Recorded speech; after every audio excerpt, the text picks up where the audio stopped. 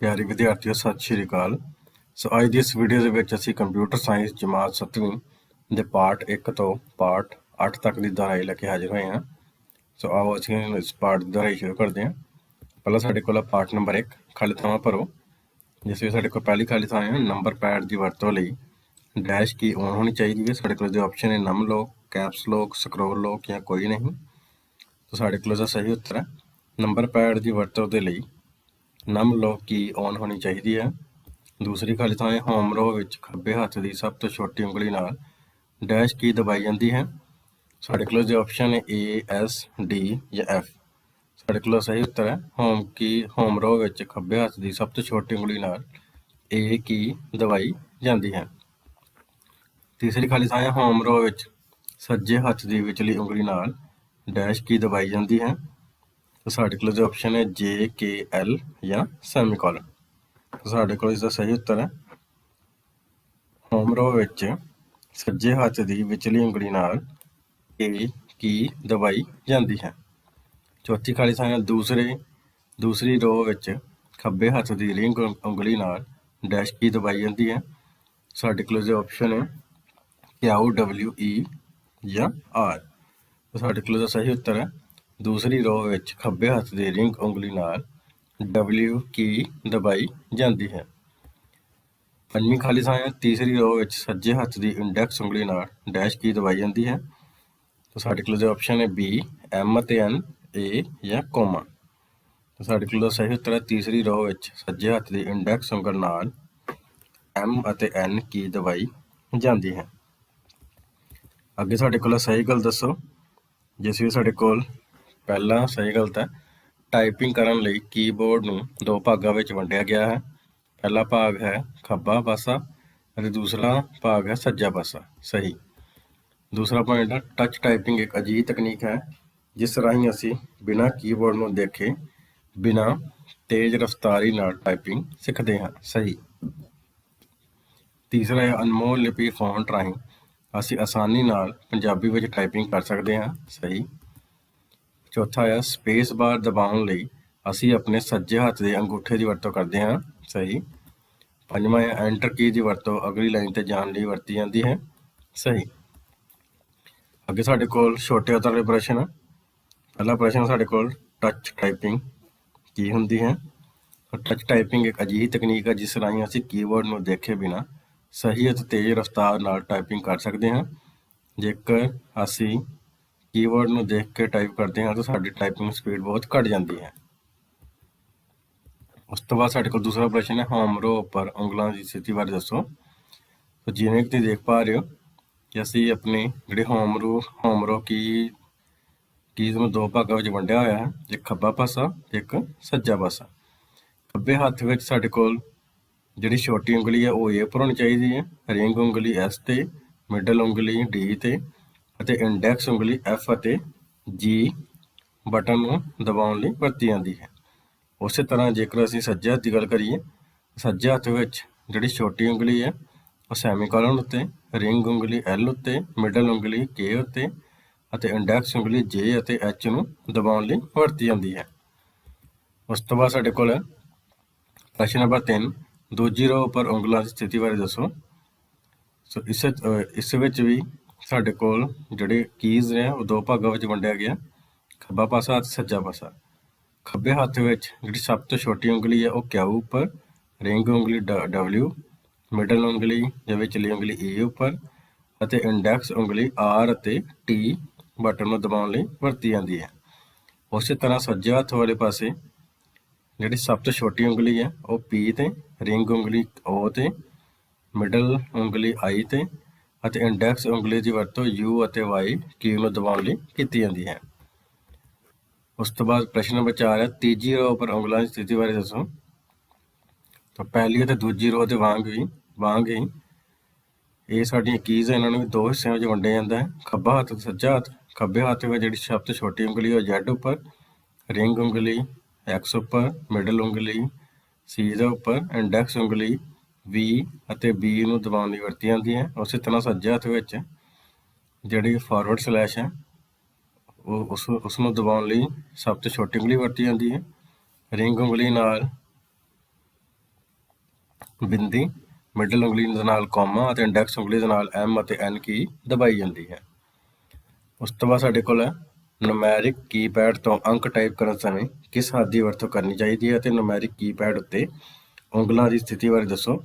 ਸੋ numeric keypad ਤੋਂ ਅੰਕ type ਕਰਨ ਸਮੇਂ ਸੱਜੇ ਹੱਥ ਦੀ ਵਰਤੋਂ ਕਰਨੀ ਚਾਹੀਦੀ ਹੈ। ਨੂਮੈਰਿਕ ਕੀਪੈਡ ਉੱਤੇ ਉਂਗਲਾਂ ਦੀ ਸਥਿਤੀ ਹੇਠ ਲਿਖੇ ਅਨੁਸਾਰ ਹੈ।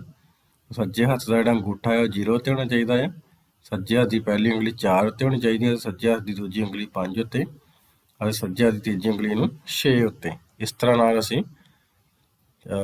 ਨਮਲੋਕ ਜਾਂ ਨੂਮੈਰਿਕ ਜਿਹੜਾ ਕੀਪੈਡ ਹੈ ਅਤੇ ਉਂਗਲਾਂ ਦੀ ਸਥਿਤੀ ਨੂੰ ਦਰਸਾ ਸਕਦੇ ਹਾਂ। ਅੱਗੇ ਸਾਡੇ ਕੋਲ ਵੱਡੇ ਉੱਤਰਾਂ ਵਾਲੇ ਪਹਿਲਾ ਪ੍ਰਸ਼ਨ ਹੈ, ਅਨਮੋਲ ਲਿਪੀ ਕੀ ਮੈਂ ਬਣਾਉਂ। ਸੋ ਜਿਵੇਂ ਕਿ ਤੁਸੀਂ ਪਹਿਲੀ, ਦੂਜੇ, ਤੀਜੀ ਰੋ ਵਿੱਚ ਦੇਖ ਪਾ ਰਹੇ ਹੋ, ਇਸ ਵਿੱਚ ਉੱਪਰ ਥੱਲੇ ਪੰਜਾਬੀ ਦੇ ਅੱਖਰ ਦਿੱਤੇ ਗਏ ਹੋਏ ਨੇ। ਥੱਲੇ ਵਾਲੇ ਜਿਹੜੇ ਹੇਠਾਂ ਵਾਲੇ ਅੱਖਰ ਹੈ ਇਹਨਾਂ ਨੂੰ ਪ੍ਰੈਸ ਕਰਨ ਲਈ ਸਿੱਧਾ ਹੀ ਕੀ ਨੂੰ ਨੱਪਦੇ ਹਾਂ ਅਤੇ ਹੇਠਾਂ ਵਾਲਾ ਜਿਹੜਾ ਅੱਖਰ ਆ ਉਹ ਤੁਹਾਡੇ ਸਕਰੀਨ 'ਤੇ ਪ੍ਰਿੰਟ ਹੋ ਜਾਂਦਾ ਹੈ। ਜਦ ਕਿ ਇਹਨਾਂ ਦੇ ਉੱਪਰ ਵਾਲੇ ਜਿਹੜੇ ਅੱਖਰ ਹੈ ਉਹਨਾਂ ਨੂੰ ਸਕਰੀਨ ਦੇ ਉੱਪਰ ਟਾਈਪ ਕਰਨ ਦੇ ਲਈ ਸਾਨੂੰ ਸ਼ਿਫਟ ਨੱਪ ਕੇ ਉਸ ਕੀ ਨੂੰ ਨੱਪਣਾ ਪੈਂਦਾ ਹੈ, ਜਿਸ ਦੇ ਨਾਲ ਉੱਪਰ ਵਾਲਾ ਜਿਹੜਾ ਅੱਖਰ ਹੈ ਪੰਜਾਬੀ ਦਾ ਉਹ ਟਾਈਪ ਹੋ ਜਾਂਦਾ ਹੈ। ਉਸ ਤੋਂ ਬਾਅਦ ਦੂਸਰਾ ਪ੍ਰਸ਼ਨ ਹੈ, ਟਾਈਪਿੰਗ ਸਪੀਡ ਨੂੰ ਕਿਵੇਂ ਵਧਾਇਆ ਜਾ ਸਕਦਾ ਹੈ। ਟਾਈਪਿੰਗ ਸਪੀਡ ਵਧਾਉਣ ਲਈ ਹੇਠ ਲਿਖੀ ਹਦਾਇਤਾਂ ਦਾ ਧਿਆਨ ਰੱਖਣਾ ਚਾਹੀਦਾ ਹੈ, ਜਿਸ ਵਿੱਚ ਪਹਿਲਾ ਹੈ ਉਂਗਲਾਂ ਦੀ ਸਥਿਤੀ ਹਮੇਸ਼ਾ ਹੋਮ ਰੋ ਉੱਤੇ ਹੋਣੀ ਚਾਹੀਦੀ ਹੈ। ਸਾਨੂੰ ਹੋਮ ਰੋ ਪੋਜੀਸ਼ਨ ਤੋਂ ਹੋਰਨਾਂ ਕੀਜ਼ ਤੱਕ ਪਹੁੰਚ ਕਰਨੀ ਚਾਹੀਦੀ ਹੈ। ਸਾਨੂੰ ਆਪਣਾ ਧਿਆਨ ਰਫ਼ਤਾਰ ਨਾਲੋਂ ਸਹੀ ਕੀ ਦਬਾਉਣ 'ਤੇ ਰੱਖਣਾ ਚਾਹੀਦਾ ਹੈ। ਟਾਈਪ ਕਰਦੇ ਸਮੇਂ ਕੀਬੋਰਡ 'ਤੇ ਨਹੀਂ ਦੇਖਣਾ ਚਾਹੀਦਾ। ਲਗਾਤਾਰ ਆਰਾਮ ਨਾਲ ਅਤੇ ਸਹੀ ਟਾਈਪ ਕਰਨ ਵੱਲ ਧਿਆਨ ਦੇਣਾ ਚਾਹੀਦਾ ਹੈ। ਅੱਗੇ ਸਾਡੇ ਕੋਲ ਤੀਸਰਾ ਪ੍ਰਸ਼ਨ ਹੈ, ਟਾਈਪਿੰਗ ਕਰਦੇ ਸਮੇਂ ਬੈਠਣ ਦੇ ਸਹੀ ਤਰੀਕੇ ਬਾਰੇ ਦੱਸੋ। ਸੋ ਟਾਈਪਿੰਗ ਕਰਦੇ ਸਮੇਂ ਬੈਠਣ ਦਾ ਸਹੀ ਤਰੀਕਾ ਸਾਡੇ ਕੋਲ ਹੈ, ਪਹਿਲਾ ਸਾਨੂੰ ਬਿਲਕੁਲ ਸਿੱਧਾ ਬੈਠਣਾ ਚਾਹੀਦਾ ਹੈ। ਕੀਬੋਰਡ ਦੇ ਬਿਲਕੁਲ ਸਾਹਮਣੇ ਬੈਠਣਾ ਚਾਹੀਦਾ ਹੈ। ਤੀਸਰਾ ਸਾਡੇ ਪੈਰ ਜ਼ਮੀਨ 'ਤੇ ਸਿੱਧੇ ਹੋਣੇ ਚਾਹੀਦੇ ਹਨ। ਚੌਥਾ ਹੈ ਮੋਨੀਟਰ ਸਾਡੀਆਂ ਅੱਖਾਂ ਦੇ ਬਰਾਬਰ ਅਤੇ ਸਾਹਮਣੇ ਹੋਣਾ ਚਾਹੀਦਾ ਹੈ। ਪੰਜਵਾਂ ਹੈ ਸਾਡੀ ਨਜ਼ਰ ਮੋਨੀਟਰ ਜਾਂ ਕਾਪੀ ਉੱਤੇ ਹੋਣੀ ਚਾਹੀਦੀ ਹੈ। ਛੇਵਾਂ ਹੈ ਸਾਨੂੰ ਕੀਜ਼ ਨੂੰ ਜਲਦੀ ਨਾਲ ਦਬਾ ਕੇ ਵਾਪਸ ਹੋਮ ਰੋ ਉੱਤੇ ਆਉਣਾ ਚਾਹੀਦਾ ਹੈ। ਅੱਗੇ ਸਾਡੇ ਕੋਲ ਪਾਰਟ ਨੰਬਰ 2 ਦੀ ਦੁਹਰਾਈ ਹੈ, ਜਿਸ ਵਿੱਚ ਸਾਡੇ ਕੋਲ ਖਾਲੀ ਥਾਂ ਹੈ। ਪਹਿਲੀ ਖਾਲੀ ਥਾਂ, ਵਿੰਡੋ ਐਕਸਪਲੋਰਰ ਦੇ 2 ਪੈਨ ਹੁੰਦੇ ਹਨ, ਇਹ ਹਨ ਡੈਸ਼ ਅਤੇ ਡੈਸ਼। ਸਾਡੇ ਕੋਲ ਇਸਦੇ ਆਪਸ਼ਨ ਹੈ ਪਹਿਲਾ, ਦੂਜਾ, ਖੱਬਾ, ਸੱਜਾ, ਉੱਪਰਲਾ, ਹੇਠਲਾ, ਫਾਈਲ ਜਾਂ ਫੋਲਡਰ। ਤਾਂ ਸਾਡੇ ਕੋਲ ਸਹੀ ਉੱਤਰ ਹੈ ਵਿੰਡੋ ਐਕਸਪਲੋਰਰ ਦੇ 2 ਪੈਨ ਹੁੰਦੇ ਹਨ, ਇਹ ਹਨ ਖੱਬਾ ਅਤੇ ਸੱਜਾ। ਦੂਸਰੀ ਖਾਲੀ ਥਾਂ, ਡੈਸ਼ ਵਿਊ ਫਾਈਲ ਦਾ ਸਾਈਜ਼, ਕਿਸਮ ਅਤੇ ਸੋਧਣ ਦੀ ਮਿਤੀ ਦੱਸਦਾ ਹੈ। ਸਾਡੇ ਕੋਲ ਦੇ ਆਪਸ਼ਨ ਹੈ ਡਿਟੇਲ, ਟਾਈਟਲ, ਲਿਸਟ ਜਾਂ ਕੰਟੈਂਟ। ਤਾਂ ਸਾਡੇ ਕੋਲ ਦਾ ਸਹੀ ਉੱਤਰ ਹੈ ਡਿਟੇਲ ਵਿਊ ਫਾਈਲ ਦਾ ਸਾਈਜ਼, ਕਿਸਮ ਅਤੇ ਸੋਧਣ ਦੀ ਮਿਤੀ ਦੱਸਦਾ ਹੈ। ਤੀਸਰੀ ਖਾਲੀ ਥਾਂ, ਡੈਸ਼ ਆਪਸ਼ਨ ਦੀ ਵਰਤੋਂ ਫਾਈਲਾਂ ਅਤੇ ਫੋਲਡਰਾਂ ਨੂੰ ਲੱਭਣ ਲਈ ਕੀਤੀ ਜਾਂਦੀ ਹੈ। ਸਾਡੇ ਕੋਲ ਜੋ ਆਪਸ਼ਨ ਹੈ ਫਾਈਲ, ਸਿਲੈਕਟ, ਸਰਚ ਜਾਂ ਡਿਲੀਟ। ਤਾਂ ਸਾਡੇ ਕੋਲ ਦਾ ਸਹੀ ਉੱਤਰ ਹੈ ਸਰਚ ਆਪਸ਼ਨ ਦੀ ਵਰਤੋਂ ਫਾਈਲਾਂ ਅਤੇ ਫੋਲਡਰਾਂ ਨੂੰ ਲੱਭਣ ਲਈ ਕੀਤੀ ਜਾਂਦੀ ਹੈ। ਅੱਗੇ ਸਾਡੇ ਕੋਲ ਚੌਥੀ ਖਾਲੀ ਥਾਂ ਹੈ, ਕੈਲਕੂਲੇਟਰ ਨੂੰ ਰਨ ਬਾਕਸ ਵਿੱਚ ਡੈਸ਼ ਟਾਈਪ ਕਰਕੇ ਖੋਲ੍ਹਿਆ ਜਾ ਜਾਂਦਾ ਹੈ। ਸਾਡੇ ਕੋਲ ਜੋ ਆਪਸ਼ਨ ਹੈ ਕੈਲਕੂਲੇਟਰ, ਕੈਲਕ ਜਾਂ ਇਹਨਾਂ ਵਿੱਚੋਂ ਕੋਈ ਨਹੀਂ। ਸਾਡੇ ਕੋਲ ਸਹੀ ਉੱਤਰ ਹੈ ਕੈਲਕੂਲੇਟਰ ਨੂੰ ਰਨ ਬਾਕਸ ਵਿੱਚ ਕੈਲਕ ਟਾਈਪ ਕਰਕੇ ਖੋਲ੍ਹਿਆ ਜਾਂਦਾ ਹੈ। ਪੰਜਵੀਂ ਖਾਲੀ ਥਾਂ ਹੈ, ਡੈਸ਼ ਕਮਾਂਡ ਦੀ ਵਰਤੋਂ ਕਿਸੇ ਆਈਟਮ ਨੂੰ ਉਸਦੀ ਥਾਂ ਤੋਂ ਕੱਟਣ ਲਈ ਕੀਤੀ ਜਾਂਦੀ ਹੈ। ਸਾਡੇ ਕੋਲ ਜੋ ਆਪਸ਼ਨ ਹੈ ਕਾਪੀ, ਪੇਸਟ, ਕੱਟ ਜਾਂ ਡਿਲੀਟ। ਸਾਡੇ ਕੋਲ ਸਹੀ ਉੱਤਰ ਹੈ ਕੱਟ ਕਮਾਂਡ ਦੀ ਵਰਤੋਂ ਕਿਸੇ ਆਈਟਮ ਨੂੰ ਉਸਦੀ ਥਾਂ ਤੋਂ ਕੱਟਣ ਲਈ ਕੀਤੀ ਜਾਂਦੀ ਹੈ। ਅੱਗੇ ਸਾਡੇ ਕੋਲ ਸਹੀ ਗੱਲ ਦੱਸੋ, ਜਿਸ ਵਿੱਚ ਸਾਡੇ ਕੋਲ ਪਹਿਲਾ ਪੁਆਇੰਟ ਹੈ ਵਿੰਡੋ ਐਕਸਪਲੋਰਰ ਦੀ ਵਰਤੋਂ ਫਾਈਲਾਂ ਦਾ ਉਚਿਤ ਪ੍ਰਬੰਧ ਕਰਨ ਲਈ ਕੀਤੀ ਜਾਂਦੀ ਹੈ, ਸਹੀ। ਦੂਸਰਾ ਹੈ ਇੱਕ ਫਾਈਲ ਵਿੱਚ ਕਈ ਫਾਈਲਾਂ ਅਤੇ ਫੋਲਡਰ ਹੋ ਸਕਦੇ ਹਨ, ਗਲਤ। ਤੀਸਰਾ ਹੈ ਵਿੰਡੋ ਐਕਸਪਲੋਰਰ ਨੂੰ ਖੋਲ੍ਹਣ ਦਾ ਤਰੀਕਾ ਹੈ ਵਿੰਡੋ +R ਕੀ ਦਬਾਓ, ਰਨ ਬਾਕਸ ਵਿੱਚ ਐਕਸਪਲੋਰਰ ਟਾਈਪ ਕਰੋ, ਸਹੀ। ਤੀਸਰਾ ਹੈ ਚੌਥਾ ਹੈ ਵਿੰਡੋ ਐਕਸਪਲੋਰਰ ਇੱਕ ਆਪਰੇਟਿੰਗ ਸਿਸਟਮ ਹੈ, ਗਲਤ। ਪੰਜਵਾਂ ਹੈ ਕਾਪੀ ਆਪਸ਼ਨ ਦੀ ਵਰਤੋਂ ਕਿਸੇ ਆਈਟਮ ਦੀ ਡੁਪਲੀਕੇਟ ਬਣਾਉਣ ਲਈ ਕੀਤੀ ਜਾਂਦੀ ਹੈ, ਸਹੀ। ਅੱਗੇ ਸਾਡੇ ਕੋਲ ਹੈ ਛੋਟੇ ਉੱਤਰ ਵਾਲੇ ਪ੍ਰਸ਼ਨ, ਜਿਸ ਵਿੱਚ ਸਾਡੇ ਕੋਲ ਪਹਿਲਾ ਪ੍ਰਸ਼ਨ ਹੈ ਵਿੰਡੋ ਐਕਸਪਲੋਰਰ ਦੇ ਕਿੰਨੇ ਪੈਨ ਹੁੰਦੇ ਹਨ। ਤੇ ਸਾਡੇ ਕੋਲ ਇਸਦਾ ਉੱਤਰ ਹੈ ਵਿੰਡੋ ਐਕਸਪਲੋਰਰ ਦੇ 2 ਪੈਨ ਹੁੰਦੇ ਹਨ, ਖੱਬਾ ਪੈਨ ਅਤੇ ਸੱਜਾ ਪੈਨ। ਦੂਸਰਾ ਪ੍ਰਸ਼ਨ ਹੈ ਵਿੰਡੋ ਐਕਸਪਲੋਰਰ ਦੇ ਭਾਗਾਂ ਦੀ ਸੂਚੀ ਬਣਾਓ। ਸੋ ਵਿੰਡੋ ਐਕਸਪਲੋਰਰ ਦੇ ਭਾਗਾਂ ਦੀ ਸੂਚੀ ਹੇਠ ਲਿਖਣ ਅਨੁਸਾਰ ਹੈ, ਜਿਸ ਵਿੱਚ ਪਹਿਲਾ ਹੈ ਟਾਈਟਲ ਬਾਰ, ਦੂਸਰਾ ਬੈਕ ਅਤੇ ਫਾਰਵਰਡ ਬਟਨ, ਤੀਸਰਾ ਐਡਰੈਸ ਬਾਰ, ਚੌਥਾ ਸਰਚ ਬਾਕਸ, ਪੰਜਵਾਂ ਮੀਨੂ ਬਾਰ, ਛੇਵਾਂ ਟੂਲ ਬਾਰ, ਸੱਤਵਾਂ ਸਟੇਟਸ ਬਾਰ। तीसरा प्रश्न है कीबोर्ड की मदद नाल असीं नवां फोल्डर किवें बना सकते हैं। सो विंडो में असीं कीबोर्ड की मदद नाल भी नवां फोल्डर बना सकते हैं। कीबोर्ड राਹੀਂ नवां फोल्डर बनाउण ਲਈ ਸਾਨੂੰ ਹੇਠਾਂ ਲਿਖੀ ਕੀਜ਼ ਨੂੰ ਇਕੱਠਾ ਦਬਾਓ, ਜਿਸ ਵਿੱਚ ਸਾਡੇ ਕੋਲ ਕੰਟਰੋਲ ਸ਼ਿਫਟ ਅਤੇ ਐਨ। ਇਹਨਾਂ ਤਿੰਨਾਂ ਕੀਜ਼ ਨੂੰ ਇਕੱਠਾ ਦਬਾ ਕੇ ਅਸੀਂ ਨਵਾਂ ਫੋਲਡਰ ਬਣਾ ਸਕਦੇ ਹਾਂ। ਅੱਗੇ ਹੈ ਚੌਥਾ ਪ੍ਰਸ਼ਨ, ਕਾਪੀ ਅਤੇ ਪੇਸਟ ਆਪਸ਼ਨ ਦੀ ਵਰਤੋਂ ਨਾਲ ਕਿਸੇ ਆਈਟਮ ਨੂੰ ਕਿਵੇਂ ਕਾਪੀ ਕਰ ਸਕਦੇ ਹਾਂ। ਸੋ ਕਾਪੀ ਅਤੇ ਪੇਸਟ ਆਪਸ਼ਨ ਦੀ ਵਰਤੋਂ ਕਰਕੇ ਅਸੀਂ ਜਿਸ ਆਈਟਮ ਨੂੰ ਕਾਪੀ ਕਰਨਾ ਚਾਹੁੰਦੇ ਹੋ ਉਸ ਨੂੰ ਸਿਲੈਕਟ ਕਰੋ। ਦੂਸਰਾ ਪੁਆਇੰਟ, ਐਡਿਟ ਮੈਨੂ ਵਿੱਚ ਕਾਪੀ ਆਪਸ਼ਨ 'ਤੇ ਕਲਿੱਕ ਕਰੋ। ਤੀਸਰਾ ਪੁਆਇੰਟ, ਆਈਟਮ ਨੂੰ ਪੇਸਟ ਕਰਨ ਲਈ ਨਵੀਂ ਥਾਂ ਨਿਰਧਾਰਿਤ ਕਰੋ। ਚੌਥਾ ਪੁਆਇੰਟ, ਐਡਿਟ ਮੈਨੂ ਵਿੱਚ ਪੇਸਟ ਆਪਸ਼ਨ 'ਤੇ ਕਲਿੱਕ ਕਰੋ। ਇਸ ਤਰ੍ਹਾਂ ਨਾਲ ਤੁਹਾਡੀ ਜਿਹੜੀ ਆਈਟਮ ਹੈ ਉਹ ਕਾਪੀ ਹੋ ਜਾਵੇਗੀ। ਪੰਜਵਾਂ ਪ੍ਰਸ਼ਨ ਹੈ ਸਕਰੀਨ ਸੇਵਰ ਬਾਰੇ ਦੱਸੋ। ਸਕਰੀਨ ਸੇਵਰ ਇੱਕ ਸੌਫਟਵੇਅਰ ਪ੍ਰੋਗਰਾਮ ਹੈ। ਜੇਕਰ ਕੰਪਿਊਟਰ ਕੁਝ ਸਮੇਂ ਲਈ ਬਿਨਾਂ ਵਰਤੇ ਚੱਲਦਾ ਰਹਿ ਜਾਵੇ ਤਾਂ ਸਕਰੀਨ ਸੇਵਰ ਆਪਣੇ ਆਪ ਚੱਲਣ ਲੱਗ ਪੈਂਦਾ ਹੈ। ਸਕਰੀਨ ਸੇਵਰ ਆਮ ਤੌਰ 'ਤੇ ਐਨੀਮੇਟਡ ਤਸਵੀਰਾਂ ਹੁੰਦੀਆਂ ਹਨ ਜੋ ਕਿ ਮੋਨੀਟਰ ਦੀ ਫਾਸਫੋਰਸ ਕੋਟਿੰਗ ਨੂੰ ਸੜਨ ਤੋਂ ਬਚਾਉਣ ਲਈ ਬਣਾਇਆ ਗਿਆ ਸੀ। ਉਸ ਤੋਂ ਬਾਅਦ ਵੱਡੇ ਪ੍ਰਸ਼ਨ ਹੈ ਵਿੰਡੋ ਐਕਸਪਲੋਰਰ ਕੀ ਹੈ। ਵਿੰਡੋ ਐਕਸਪਲੋਰਰ ਨੂੰ ਖੋਲ੍ਹਣ ਦੇ ਸਟੈਪ ਲਿਖੋ। ਵਿੰਡੋ ਐਕਸਪਲੋਰਰ ਨੂੰ ਫਾਈਲ ਐਕਸਪਲੋਰਰ ਵੀ ਕਿਹਾ ਜਾਂਦਾ ਹੈ। ਇਹ ਵਿੰਡੋ ਆਪਰੇਟਿੰਗ ਸਿਸਟਮ ਦੀ ਇੱਕ ਮਹੱਤਵਪੂਰਨ ਐਪਲੀਕੇਸ਼ਨ ਹੈ। ਇਸ ਦੀ ਵਰਤੋਂ ਕੰਪਿਊਟਰ ਵਿੱਚ ਮੌਜੂਦ ਡਰਾਈਵ, ਫਾਈਲਾਂ ਅਤੇ ਫੋਲਡਰਾਂ ਨੂੰ ਦੇਖਣ ਲਈ ਕੀਤੀ ਜਾਂਦੀ ਹੈ। ਵਿੰਡੋ ਐਕਸਪਲੋਰਰ ਨੂੰ ਖੋਲ੍ਹਣ ਦਾ ਤਰੀਕਾ ਹੇਠ ਲਿਖੇ ਅਨੁਸਾਰ ਹਨ। ਸਭ ਤੋਂ ਪਹਿਲਾਂ ਵਿੰਡੋ ਕੀ ਪਲੱਸ ਆਰ ਬਟਨ ਇਕੱਠੇ ਦਬਾਓ, ਰਨ ਬਾਕਸ ਖੁੱਲ੍ਹੇਗਾ। ਇਸ ਵਿੱਚ ਐਕਸਪਲੋਰਰ ਟਾਈਪ ਕਰੋ, ਓਕੇ ਬਟਨ 'ਤੇ ਕਲਿੱਕ ਕਰੋ। ਉਸ ਤੋਂ ਬਾਅਦ ਦੂਸਰਾ ਪ੍ਰਸ਼ਨ ਹੈ ਵਿੰਡੋ ਐਕਸਪਲੋਰਰ ਦੇ ਵੱਖ-ਵੱਖ ਵਿਊ ਬਾਰੇ ਲਿਖੋ। ਤਾਂ ਵਿੰਡੋ ਐਕਸਪਲੋਰਰ ਵਿੱਚ ਮੌਜੂਦ ਫਾਈਲ, ਫੋਲਡਰ ਅਤੇ ਡਰਾਈਵ ਨੂੰ ਦੇਖਣ ਦੇ ਕਈ ਤਰੀਕੇ ਹਨ। ਜਿਸ ਵਿੱਚ ਸਾਡੇ ਕੋਲ ਪਹਿਲਾ ਹੈ ਸਮਾਲ ਆਈਕਨ ਵਿਊ, ਦੂਸਰਾ ਮੀਡੀਅਮ ਆਈਕਨ ਵਿਊ, ਤੀਸਰਾ ਲਾਰਜ ਆਈਕਨ ਵਿਊ, ਚੌਥਾ ਐਕਸਟਰਾ ਲਾਰਜ ਆਈਕਨ ਵਿਊ, ਪੰਜਵਾਂ ਟਾਈਟਲ ਆਈਕਨ ਵਿਊ, ਛੇਵਾਂ ਲਿਸਟ ਆਈਕਨ ਵਿਊ, ਸੱਤਵਾਂ ਡਿਟੇਲ ਆਈਕਨ ਵਿਊ, ਅੱਠਵਾਂ ਕੰਟੈਂਟ ਆਈਕਨ ਵਿਊ। ਅੱਗੇ ਸਾਡੇ ਕੋਲ ਤੀਸਰਾ ਪ੍ਰਸ਼ਨ ਹੈ ਸੈਂਡ ਟੂ ਆਪਸ਼ਨ ਦੀ ਵਰਤੋਂ ਕਰਕੇ ਕਿਸੇ ਆਈਟਮ ਨੂੰ ਕਿਵੇਂ ਕਾਪੀ ਕਰ ਸਕਦੇ ਹਾਂ। ਸੋ ਸੈਂਡ ਟੂ ਆਪਸ਼ਨ ਆਈਟਮ ਨੂੰ ਨਵੀਂ ਥਾਂ ਉੱਤੇ ਕਾਪੀ ਕਰਨ ਦਾ ਸੌਖਾ ਤਰੀਕਾ ਹੈ। ਸੈਂਡ ਟੂ ਆਪਸ਼ਨ ਦੀ ਵਰਤੋਂ ਨਾਲ ਕਿਸੇ ਆਈਟਮ ਨੂੰ ਕਾਪੀ ਕਰਨ ਦੇ ਸਟੈਪ ਹੇਠ ਲਿਖੇ ਅਨੁਸਾਰ ਹਨ। ਜਿਸ ਆਈਟਮ ਨੂੰ ਤੁਸੀਂ ਕਾਪੀ ਕਰਨਾ ਚਾਹੁੰਦੇ ਹੋ ਉਸਦੀ ਚੋਣ ਕਰੋ। ਚੋਣ ਕੀਤੀ ਆਈਟਮ ਉੱਪਰ ਮਾਊਸ ਨਾਲ ਰਾਈਟ ਕਲਿੱਕ ਕਰੋ। ਪ੍ਰੋਪਰਟੀ ਮੈਨੂ ਵਿੱਚੋਂ ਸੈਂਡ ਟੂ ਆਪਸ਼ਨ 'ਤੇ ਕਲਿੱਕ ਕਰੋ। ਨਵੇਂ ਖੁੱਲ੍ਹੇ ਸਬ ਮੈਨੂ ਵਿੱਚੋਂ ਉਸ ਥਾਂ ਦੀ ਚੋਣ ਕਰੋ ਜਿੱਥੇ ਤੁਸੀਂ ਆਈਟਮ ਨੂੰ ਕਾਪੀ ਕਰਨਾ ਹੈ। ਅੱਗੇ ਸਾਡੇ ਕੋਲ ਚੌਥਾ ਪ੍ਰਸ਼ਨ ਹੈ ਹੇਠ ਲਿਖਿਆਂ ਦੀ ਵਿਆਖਿਆ ਕਰੋ। ਜਿਸ ਵਿੱਚ ਪਹਿਲਾਂ ਸਾਡੇ ਕੋਲ run command. Run command window operating system ਦੀ ਇੱਕ ਮਹੱਤਵਪੂਰਨ ਐਪਲੀਕੇਸ਼ਨ ਹੈ। ਇਸ ਦੀ ਵਰਤੋਂ ਕਿਸੇ ਪ੍ਰੋਗਰਾਮ ਨੂੰ ਸਿੱਧੇ ਤੌਰ 'ਤੇ ਚਲਾਉਣ ਲਈ ਕੀਤੀ ਜਾਂਦੀ ਹੈ। ਰਨ ਕਮਾਂਡ ਚਲਾਉਣ ਲਈ ਅਸੀਂ ਵਿੰਡੋ ਕੀ ਪਲੱਸ ਆਰ ਬਟਨ ਦਬਾ ਕੇ ਇਸ ਨੂੰ ਖੋਲ੍ਹ ਸਕਦੇ ਹਾਂ। ਦੂਸਰਾ ਹੈ search command. Search command window operating system ਦੀ ਇੱਕ ਮਹੱਤਵਪੂਰਨ ਐਪਲੀਕੇਸ਼ਨ ਹੈ। ਇਸ ਦੀ ਵਰਤੋਂ ਕਿਸੇ ਫਾਈਲ ਜਾਂ ਫੋਲਡਰ ਨੂੰ ਆਸਾਨੀ ਨਾਲ ਲੱਭਣ ਲਈ ਕੀਤੀ ਜਾਂਦੀ ਹੈ। ਸਰਚ ਕਰਨ ਲਈ ਵਿੰਡੋ ਐਕਸਪਲੋਰਰ ਵਿੱਚ ਸਰਚ ਬਾਕਸ ਦੀ ਵਰਤੋਂ ਕੀਤੀ ਜਾਂਦੀ ਹੈ। ਤੀਸਰਾ ਹੈ ਕੈਲਕੂਲੇਟਰ। ਕੈਲਕੂਲੇਟਰ ਇੱਕ ਵਿੰਡੋ ਆਪਰੇਟਿੰਗ ਸਿਸਟਮ ਦੀ ਇੱਕ ਸਧਾਰਨ ਐਪਲੀਕੇਸ਼ਨ ਹੈ। ਇਹ ਆਮ ਕੈਲਕੂਲੇਟਰ ਦੀ ਤਰ੍ਹਾਂ ਹੁੰਦਾ ਹੈ। ਇਸ ਦੀ ਵਰਤੋਂ ਗਣਨਾਵਾਂ ਕਰਵਾਉਣ ਲਈ ਕੀਤੀ ਜਾਂਦੀ ਹੈ।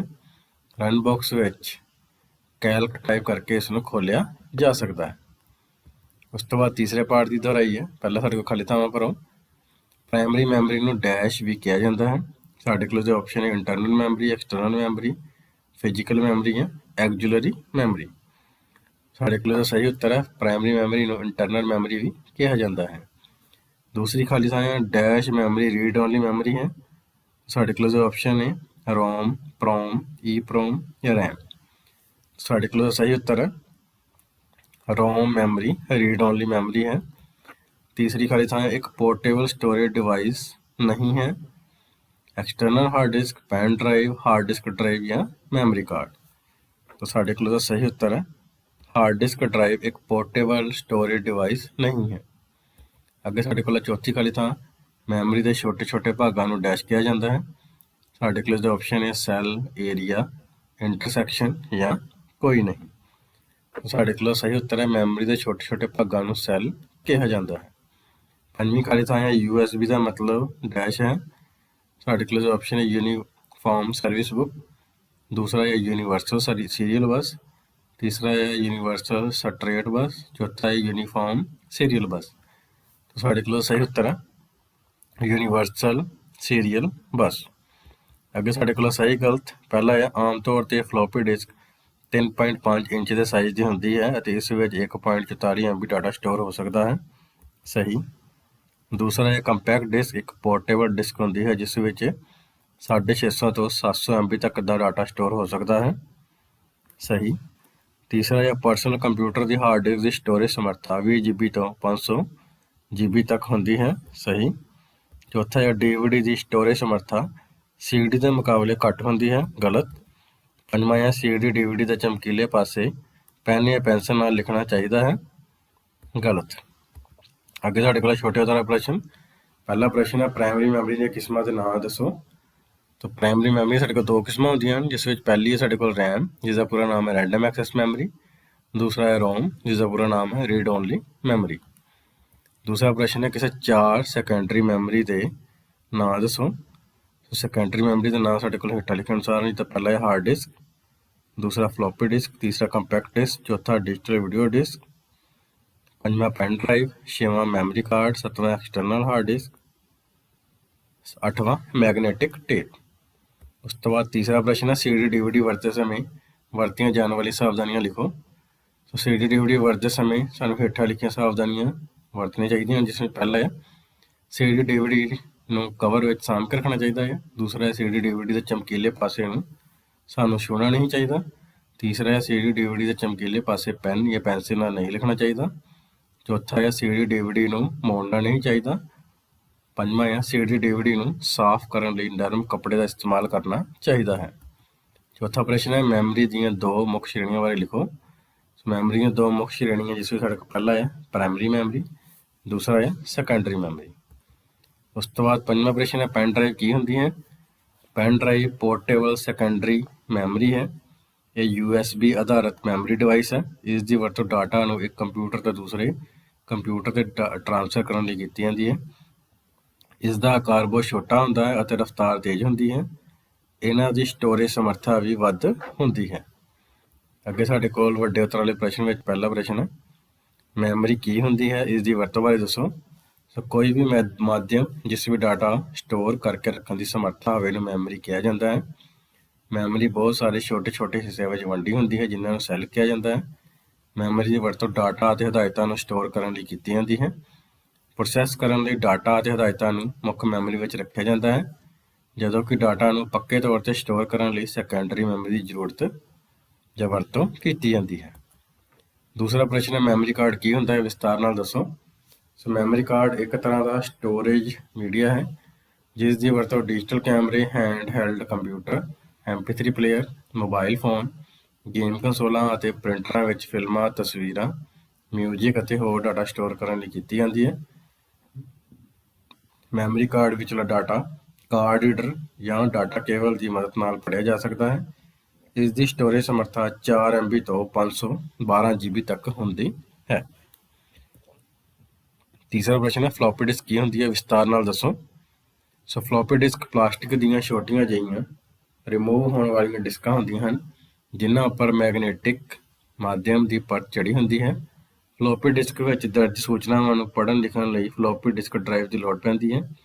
ਇਹਨਾਂ ਦੀ ਵਰਤੋਂ ਇੱਕ ਕੰਪਿਊਟਰ ਤੋਂ ਦੂਜੇ ਕੰਪਿਊਟਰ ਤੱਕ ਡਾਟਾ ਟ੍ਰਾਂਸਫਰ ਕਰਨ ਲਈ ਕੀਤੀ ਜਾਂਦੀ ਹੈ। ਫਲੋਪੀ ਡਿਸਕ 3.5 ਇੰਚ, 5.25 ਇੰਚ ਅਤੇ 8 ਇੰਚ ਸਾਈਜ਼ ਦੀ ਹੁੰਦੀ ਹੈ ਜਿਸ ਦੀ ਸਟੋਰੇਜ ਸਮਰੱਥਾ 40 KB ਤੋਂ 1.44 MB, 1.2 MB ਅਤੇ 20 MB ਤੋਂ 80 GB ਤੱਕ ਹੁੰਦੀ ਹੈ। ਅੱਗੇ ਸਾਡੇ ਕੋਲ ਅਗਲਾ ਪ੍ਰਸ਼ਨ ਹੈ CD ਕੀ ਹੁੰਦੀ ਹੈ, ਇਸ ਦੀਆਂ ਕਿਸਮਾਂ ਦਾ ਵਰਣਨ ਕਰੋ। ਸੋ CD ਪੋਰਟੇਬਲ ਸੈਕੰਡਰੀ ਮੈਮਰੀ ਹੈ। CD ਦਾ ਪੂਰਾ ਨਾਮ ਕੰਪੈਕਟ ਡਿਸਕ ਹੈ। ਫਲੋਪੀ ਡਿਸਕ ਦੇ ਮੁਕਾਬਲੇ ਇਸ ਦੀ ਸਟੋਰੇਜ ਸਮਰੱਥਾ ਕਾਫੀ ਜ਼ਿਆਦਾ ਹੁੰਦੀ ਹੈ। ਇਸ ਵਿੱਚ 650 ਤੋਂ 700 MB ਤੱਕ ਦਾ ਡਾਟਾ ਸਟੋਰ ਕੀਤਾ ਜਾ ਸਕਦਾ ਹੈ। ਇਸ ਵਿੱਚ ਸਟੋਰ ਸੂਚਨਾ ਨੂੰ ਅਸੀਂ ਸਿਰਫ ਪੜ੍ਹ ਸਕਦੇ ਹਾਂ ਪਰ ਦੁਬਾਰਾ ਲਿਖ ਨਹੀਂ ਸਕਦੇ। ਇਸ ਦਾ ਇੱਕ ਪਾਸਾ ਬਹੁਤ ਚਮਕੀਲਾ ਹੁੰਦਾ ਹੈ ਜਿਸ ਉੱਪਰ ਡਾਟਾ ਅਤੇ ਸੂਚਨਾ ਸਟੋਰ ਕੀਤੀ ਜਾਂਦੀ ਹੈ। ਇਹ ਇੱਕ ਭਰੋਸੇਯੋਗ ਮੈਮਰੀ ਹੈ। ਅਗਲਾ ਪ੍ਰਸ਼ਨ ਹੈ ਐਕਸਟਰਨਲ ਹਾਰਡ ਡਿਸਕ ਡਰਾਈਵ ਕੀ ਹੈ, ਇਸ ਦੇ ਲਾਭ ਲਿਖੋ। So external hard disk portable secondary memory ਹੈ। ਇਹ USB ਆਧਾਰਿਤ ਮੈਮਰੀ ਡਿਵਾਈਸ ਹੈ। ਇਸ ਦੀ ਸਟੋਰੇਜ ਸਮਰੱਥਾ ਬਹੁਤ ਜ਼ਿਆਦਾ ਹੁੰਦੀ ਹੈ। ਇਸ ਦੀ ਵਰਤੋਂ ਆਮ ਤੌਰ 'ਤੇ ਡਾਟਾ ਦਾ ਬੈਕਅਪ ਲੈਣ ਲਈ ਕੀਤੀ ਜਾਂਦੀ ਹੈ। ਇਸ ਵਿੱਚ ਡਾਟਾ ਸਟੋਰ ਕਰਨ ਤੋਂ ਬਾਅਦ ਇਸ ਨੂੰ ਕੰਪਿਊਟਰ ਤੋਂ ਹਟਾ ਕੇ ਕਿਸੇ ਸੁਰੱਖਿਅਤ ਜਗ੍ਹਾ ਤੇ ਰੱਖਿਆ ਵੀ ਜਾ ਸਕਦਾ ਹੈ। ਅੱਗੇ ਸਾਡੇ ਕੋਲ ਪਾਰਟ ਨੰਬਰ 4 ਦੀਆਂ ਖਾਲੀ ਥਾਵਾਂ ਹੈ, ਜਿਸ ਵਿੱਚ ਸਾਡੇ ਕੋਲ ਪਹਿਲੀ ਖਾਲੀ ਥਾਂ ਹੈ ਪੂਰੇ ਵਰਡ ਨੂੰ ਚੁਣਨ ਲਈ ਉਸ ਉੱਤੇ ਡੈਸ਼ ਕਲਿੱਕ ਕਰੋ। ਸਾਡੇ ਕੋਲ ਆਪਸ਼ਨ ਹੈ 1 ਵਾਰ, 2 ਵਾਰ, 3 ਵਾਰ ਜਾਂ ਕੋਈ ਨਹੀਂ। ਤਾਂ ਸਾਡੇ ਕੋਲ ਦਾ ਸਹੀ ਉੱਤਰ ਹੈ ਪੂਰੇ ਵਰਡ ਨੂੰ ਚੁਣਨ ਲਈ ਉਸ ਉੱਤੇ 2 ਵਾਰ ਕਲਿੱਕ ਕਰੋ। ਦੂਸਰੇ ਸਾਡੇ ਕੋਲ ਖਾਲੀ ਥਾਂ ਹੈ ਡੈਸ਼ ਗਰੁੱਪ ਸਾਨੂੰ ਟੈਕਸਟ, ਫੌਂਟ, ਸਟਾਈਲ, ਸਾਈਜ਼, ਰੰਗ ਅਤੇ ਹੋਰ ਕਈ ਚੀਜ਼ਾਂ ਬਦਲਣ ਦੀ ਆਗਿਆ ਦਿੰਦਾ ਹੈ। ਸਾਡੇ ਕੋਲ ਆਪਸ਼ਨ ਹੈ ਫੌਂਟ, ਸਟਾਈਲ, ਪੈਰਾਗ੍ਰਾਫ ਜਾਂ ਐਡੀਟਿੰਗ। ਸਾਡੇ ਕੋਲ ਦਾ ਸਹੀ ਉੱਤਰ ਹੈ ਫੌਂਟ ਗਰੁੱਪ ਸਾਨੂੰ ਟੈਕਸਟ, ਫੌਂਟ, ਸਟਾਈਲ, ਸਾਈਜ਼, ਰੰਗ ਅਤੇ ਹੋਰ ਕਈ ਚੀਜ਼ਾਂ ਬਦਲਣ ਦੀ ਆਗਿਆ ਦਿੰਦਾ ਹੈ। ਤੀਸਰੀ ਸਾਡੇ ਕੋਲ ਖਾਲੀ ਥਾਂ ਹੈ ਡੈਸ਼ ਦਾ ਮਤਲਬ ਹੈ ਅੱਖਰਾਂ ਨੂੰ ਲਿਖਦੇ ਹੋਏ ਉਸ ਦੇ ਹੇਠਾਂ ਲਾਈਨ ਖਿੱਚਣਾ। ਤਾਂ ਸਾਡੇ ਕੋਲ ਇਸਦੇ ਆਪਸ਼ਨ ਹੈ ਬੋਲਡ, ਇਟੈਲਿਕ, ਅੰਡਰਲਾਈਨ ਜਾਂ ਕੋਈ ਨਹੀਂ। ਤਾਂ ਸਾਡੇ ਕੋਲ ਦਾ ਸਹੀ ਉੱਤਰ ਹੈ ਅੰਡਰਲਾਈਨ ਦਾ ਮਤਲਬ ਹੈ ਅੱਖਰਾਂ ਨੂੰ ਲਿਖਦੇ ਹੋਏ ਉਸ ਦੇ ਹੇਠਾਂ ਲਾਈਨ ਖਿੱਚਣਾ। ਅੱਗੇ ਸਾਡੇ ਕੋਲ ਚੌਥੀ ਖਾਲੀ ਥਾਂ ਹੈ ਡੈਸ਼ ਆਪਸ਼ਨ ਦੀ ਵਰਤੋਂ ਕਰਕੇ ਟੈਕਸਟ ਇੱਕ ਹਾਈਲਾਈਟਰ ਪੈਨ ਨਾਲ ਮਾਰਕ ਕੀਤਾ ਹੋਇਆ ਨਜ਼ਰ ਆਉਂਦਾ ਹੈ। ਸਾਡੇ ਕੋਲ ਇਸਦੇ ਆਪਸ਼ਨ ਹੈ font colour, text highlight colour ਜਾਂ ਉਪਰੋਕਤ ਸਾਰੇ। ਸਾਡੇ ਕੋਲ ਦਾ ਸਹੀ ਉੱਤਰ ਹੈ ਟੈਕਸਟ ਹਾਈਲਾਈਟ ਕਲਰ ਆਪਸ਼ਨ ਦੀ ਵਰਤੋਂ ਕਰਕੇ ਟੈਕਸਟ ਇੱਕ ਹਾਈਲਾਈਟਰ ਪੈਨ ਨਾਲ ਮਾਰਕ ਕੀਤਾ ਹੋਇਆ ਨਜ਼ਰ ਆਉਂਦਾ ਹੈ। ਪੰਜਵੀਂ ਸਾਡੇ ਕੋਲ ਖਾਲੀ ਥਾਂ ਹੈ ਸ਼ੇਪ ਨੂੰ ਦਾਖਲ ਕਰਨ ਉਪਰੰਤ ਇੱਕ ਨਵਾਂ ਟੈਬ ਦਿਖਾਈ ਦਿੰਦਾ ਹੈ ਜਿਸ ਨੂੰ ਡੈਸ਼ ਕਿਹਾ ਜਾਂਦਾ ਹੈ। ਸਾਡੇ ਕੋਲ ਇਸਦੇ ਆਪਸ਼ਨ ਹੈ drawing tool format, shape tool format, drawing shape format ਜਾਂ ਕੋਈ ਨਹੀਂ। ਤਾਂ ਸਾਡੇ ਕੋਲ ਇਸਦਾ ਸਹੀ ਉੱਤਰ ਹੈ ਸ਼ੇਪ ਨੂੰ ਦਾਖਲ ਕਰਨ ਉਪਰੰਤ ਇੱਕ ਨਵਾਂ ਟੈਬ ਦਿਖਾਈ ਦਿੰਦਾ ਹੈ ਜਿਸ ਨੂੰ ਡਰਾਇੰਗ ਟੂਲ ਫਾਰਮੈਟ ਕਿਹਾ ਜਾਂਦਾ ਹੈ। ਅੱਗੇ ਸਾਡੇ ਕੋਲ ਸਹੀ ਗੱਲ ਦੱਸੋ, ਜਿਸ ਵਿੱਚ ਪਹਿਲਾ ਹੈ ਅਸੀਂ ਕਲਿੱਪ ਆਰਟ ਦੀ ਮਦਦ ਨਾਲ ਆਪਣੇ ਡਾਕੂਮੈਂਟ ਵਿੱਚ ਟੈਕਸਟ ਨੂੰ ਸਪੈਸ਼ਲ ਇਫੈਕਟ ਦੇ ਸਕਦੇ ਹਾਂ। ਗਲਤ। ਦੂਸਰਾ ਹੈ ਟੈਕਸਟ ਬਾਕਸ ਇੱਕ ਆਬਜੈਕਟ ਹੁੰਦਾ ਹੈ ਜਿਸ ਨਾਲ ਅਸੀਂ ਇਸ ਨੂੰ ਫਾਈਲ ਵਿੱਚ ਕਿਤੇ ਵੀ ਰੱਖ ਕੇ ਟਾਈਪ ਕਰ ਸਕਦੇ ਹਾਂ। ਸਹੀ। ਤੀਸਰਾ ਹੈ ਟੈਕਸਟ ਇਫੈਕਟ ਵਿੱਚ ਆਊਟਲਾਈਨ, ਸ਼ੈਡੋ, ਗਲੋ ਅਤੇ ਰਿਫਲੈਕਸ਼ਨ ਹੁੰਦਾ ਹੈ। ਸਹੀ। ਚੌਥਾ ਹੈ ਬੋਲਡ ਟੈਕਸਟ ਦਾ ਮਤਲਬ ਹੈ ਅੱਖਰਾਂ ਨੂੰ ਤਿਰਛਾ ਕਰਕੇ ਲਿਖਣਾ। ਗਲਤ। ਪੰਜਵਾਂ ਹੈ ਕੀਬੋਰਡ ਤੋਂ control plus left square bracket ਅਤੇ control plus right square bracket keys ਨੂੰ ਇਕੱਠਿਆਂ ਦਬਾ ਕੇ ਵੀ ਟੈਕਸਟ ਦਾ ਸਾਈਜ਼ ਵੱਡਾ ਜਾਂ ਛੋਟਾ ਕਰ ਸਕਦੇ ਹਾਂ। ਸਹੀ। ਅੱਗੇ ਸਾਡੇ ਕੋਲ ਛੋਟੇ ਉੱਤਰ ਵਾਲੇ ਪ੍ਰਸ਼ਨ, ਜਿਸ ਵਿੱਚ ਸਾਡੇ ਕੋਲ ਪਹਿਲਾ ਪ੍ਰਸ਼ਨ ਹੈ MS ਵਰਡ ਵਿੱਚ ਟੈਕਸਟ ਨੂੰ ਚੁਣਨ ਦੇ ਕੋਈ 2 ਤਰੀਕਿਆਂ ਬਾਰੇ ਦੱਸੋ।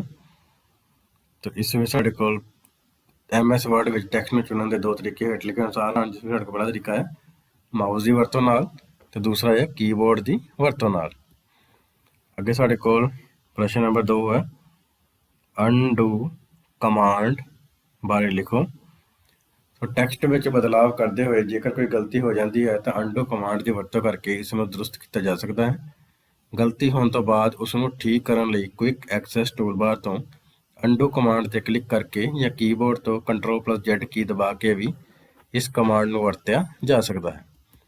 ਤੀਸਰਾ ਪ੍ਰਸ਼ਨ ਹੈ 3 ਮੁੱਖ ਫੌਂਟ ਸਟਾਈਲ ਕਿਹੜੇ ਹਨ। 3 ਮੁੱਖ ਫੌਂਟ ਸਟਾਈਲ ਵਿੱਚ ਜਿਹਦਾ ਪਹਿਲਾ ਹੈ ਬੋਲਡ, ਦੂਸਰਾ ਇਟੈਲਿਕ, ਤੀਸਰਾ ਅੰਡਰਲਾਈਨ। ਚੌਥਾ ਸਾਡੇ ਕੋਲ ਪ੍ਰਸ਼ਨ ਹੈ ਅਸੀਂ ਟੈਕਸਟ ਇਫੈਕਟ ਨੂੰ ਕਿਵੇਂ ਹਟਾ ਸਕਦੇ ਹਾਂ। ਸੋ ਟੈਕਸਟ ਉੱਪਰ ਇਫੈਕਟ ਨੂੰ ਹਟਾਉਣ ਦੇ ਸਟੈਪ ਵਿੱਚ ਸਾਡੇ ਕੋਲ ਪਹਿਲਾ ਪੁਆਇੰਟ ਹੈ ਉਸ ਟੈਕਸਟ ਨੂੰ ਸਿਲੈਕਟ ਕਰੋ ਜਿਸ ਉੱਪਰੋਂ ਇਫੈਕਟ ਨੂੰ ਹਟਾਉਣਾ ਚਾਹੁੰਦੇ ਹੋ। ਦੂਸਰਾ ਪੁਆਇੰਟ ਹੈ ਹੋਮ ਟੈਬ ਵਿੱਚ ਫੌਂਟ ਗਰੁੱਪ ਵਿੱਚੋਂ ਕਲੀਅਰ ਆਪਸ਼ਨ 'ਤੇ ਕਲਿੱਕ ਕਰੋ। ਇਸ ਤਰ੍ਹਾਂ ਨਾਲ ਤੁਹਾਡੇ ਟੈਕਸਟ ਦੇ ਉੱਪਰ ਜੋ ਟੈਕਸਟ ਇਫੈਕਟ ਹੈ ਉਹ ਹਟ ਜਾਵੇਗਾ। ਪੰਜਵਾਂ ਹੈ MS ਵਰਡ ਵਿੱਚ ਕਿੰਨੇ ਕੇਸ ਬਦਲਣ ਦੇ ਆਪਸ਼ਨ ਹਨ, ਉਹਨਾਂ ਦੇ ਨਾਂ ਲਿਖੋ। ਸੋ MS ਵਰਡ ਵਿੱਚ ਕੇਸ ਬਦਲਣ ਦੇ ਸਾਡੇ ਕੋਲ 5 ਤਰੀਕੇ ਨੇ, ਜਿਨ੍ਹਾਂ ਦੇ ਨਾਮ ਹੇਠ ਲਿਖੇ ਅਨੁਸਾਰ ਹਨ, ਜਿਸ ਵਿੱਚ ਪਹਿਲਾ ਹੈ ਸੈਂਟੈਂਸ ਕੇਸ, ਦੂਸਰਾ ਲੋਅਰ ਕੇਸ, ਤੀਸਰਾ ਅਪਰ ਕੇਸ, ਚੌਥਾ ਕੈਪੀਟਲਾਈਜ਼ ਈਚ ਵਰਡ, ਪੰਜਵਾਂ ਹੈ ਟੋਗਲ ਕੇਸ।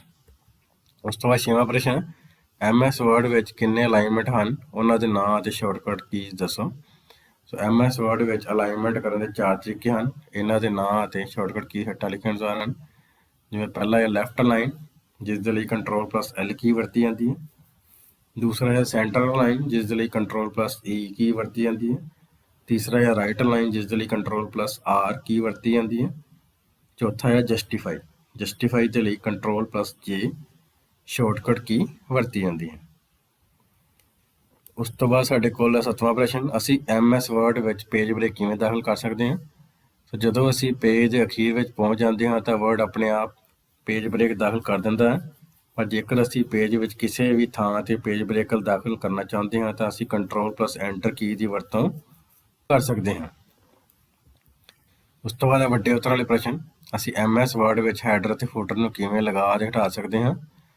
ਸੋ ਹੈਡਰ ਅਤੇ ਫੁਟਰ ਲਗਾਉਣ ਦੇ ਸਟੈਪ ਸਾਡੇ ਕੋਲ ਹੇਠ ਲਿਖੇ ਅਨੁਸਾਰ ਹਨ। ਸਭ ਤੋਂ ਪਹਿਲਾਂ ਇੰਸਰਟ ਟੈਬ 'ਤੇ ਕਲਿੱਕ ਕਰੋ। ਹੈਡਰ ਅਤੇ ਫੁਟਰ ਗਰੁੱਪ ਵਿੱਚ ਹੈਡਰ ਜਾਂ ਫੁਟਰ 'ਤੇ ਕਲਿੱਕ ਕਰੋ। ਪੇਜ ਦੇ ਹੈਡਰ ਜਾਂ ਫੁਟਰ ਖੇਤਰ ਵਿੱਚ ਟੈਕਸਟ ਟਾਈਪ ਕਰੋ। ਕਲੋਜ਼ ਹੈਡਰ ਅਤੇ ਫੁਟਰ ਬਟਨ 'ਤੇ ਕਲਿੱਕ ਕਰੋ। ਇਸ ਤਰ੍ਹਾਂ ਨਾਲ ਅਸੀਂ ਹੈਡਰ ਅਤੇ ਫੁਟਰ ਲਗਾ ਸਕਦੇ ਹਾਂ। ਉਸ ਤੋਂ ਬਾਅਦ ਹੈਡਰ ਜਾਂ ਫੁਟਰ ਦੇ ਸਟੈਪ ਸਾਡੇ ਕੋਲ ਜਿਸ ਵਿੱਚ ਸਾਡੇ ਕੋਲ ਪਹਿਲਾਂ ਇੰਸਰਟ ਟੈਬ 'ਤੇ ਕਲਿੱਕ ਕਰੋ। ਹੈਡਰ ਅਤੇ ਫੁਟਰ ਗਰੁੱਪ ਵਿੱਚ ਹੈਡਰ ਜਾਂ ਫੁਟਰ 'ਤੇ ਕਲਿੱਕ ਕਰੋ। ਹੈਡਰ ਜਾਂ ਫੁਟਰ ਮੈਨੂ ਖੁੱਲ੍ਹੇਗਾ। ਰਿਮੂਵ ਹੈਡਰ ਔਰ ਰਿਮੂਵ ਫੁਟਰ ਆਪਸ਼ਨ 'ਤੇ ਕਲਿੱਕ ਕਰਕੇ ਅਸੀਂ ਹੈਡਰ ਫੁਟਰ ਨੂੰ ਹਟਾ ਸਕਦੇ ਹਾਂ। ਦੂਸਰਾ ਆਪਰੇਸ਼ਨ ਹੈ ਸ਼ੇਪਸ ਬਾਰੇ ਲਿਖੋ। ਸ਼ੇਪ ਨੂੰ ਦਾਖਲ ਕਰਨ ਦੇ ਸਟੈਪ ਵੀ ਲਿਖੋ। ਸੋ ਸ਼ੇਪ ਪਹਿਲਾਂ ਤੋਂ ਹੀ ਬਣਾਈਆਂ ਸ਼ਕਲਾਂ ਹੁੰਦੀਆਂ ਹਨ, ਜਿਵੇਂ ਕਿ ਲਾਈਨ, ਸਟਾਰ, ਰੈਕਟੈਂਗਲ, ਸਰਕਲ ਆਦਿ। ਇਹਨਾਂ ਨੂੰ ਡਾਕੂਮੈਂਟ ਵਿੱਚ ਦਾਖਲ ਕਰਨ ਦੇ ਸਟੈਪ ਹੇਠ ਲਿਖੇ ਅਨੁਸਾਰ ਹਨ। ਸਭ ਤੋਂ ਪਹਿਲਾਂ ਇੰਸਰਟ ਟੈਬ 'ਤੇ ਕਲਿੱਕ ਕਰੋ। ਇਲਸਟ੍ਰੇਸ਼ਨ ਗਰੁੱਪ ਵਿੱਚ ਸ਼ੇਪ ਆਪਸ਼ਨ 'ਤੇ ਕਲਿੱਕ ਕਰੋ। ਆਪਣੀ ਜ਼ਰੂਰਤ ਅਨੁਸਾਰ ਸ਼ੇਪ ਦੀ ਚੋਣ ਕਰੋ। ਡਾਕੂਮੈਂਟ ਵਿੱਚ ਕਲਿੱਕ ਅਤੇ ਡਰੈਗ ਕਰਦੇ ਹੋਏ ਸ਼ੇਪ ਨੂੰ ਡਰਾ ਕਰੋ।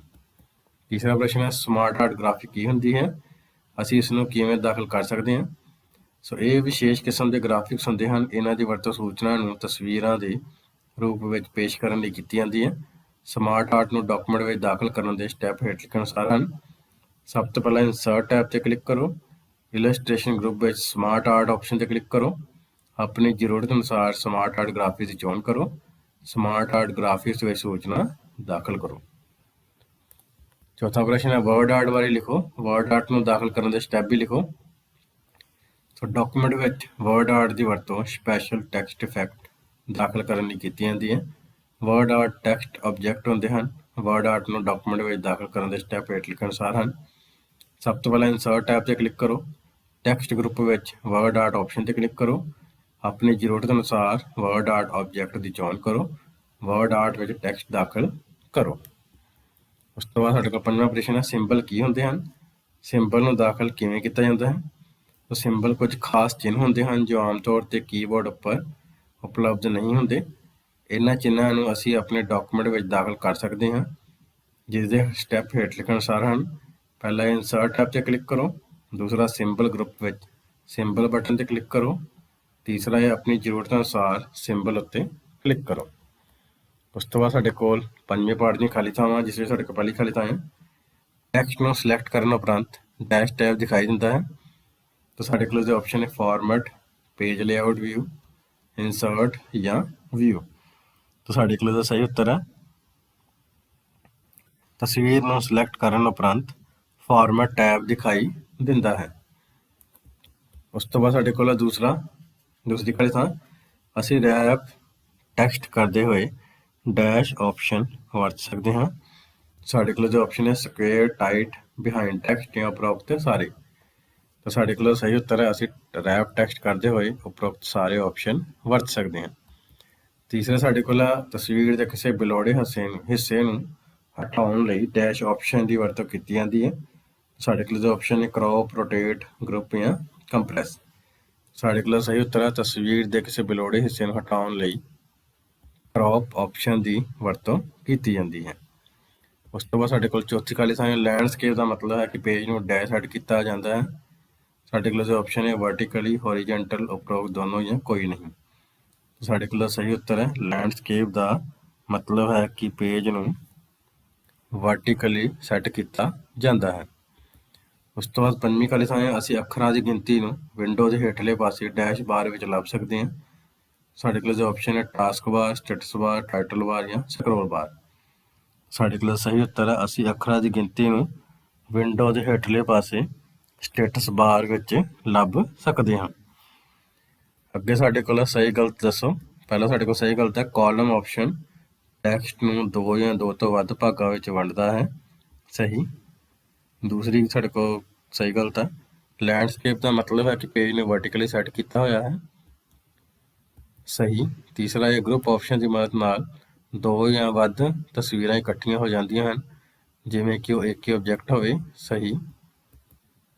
ਚੌਥਾ ਹੈ 3D ਰੋਟੇਸ਼ਨ ਪਿਕਚਰ ਇਫੈਕਟ ਦੀ ਇੱਕ ਕਿਸਮ ਹੈ। ਸਹੀ।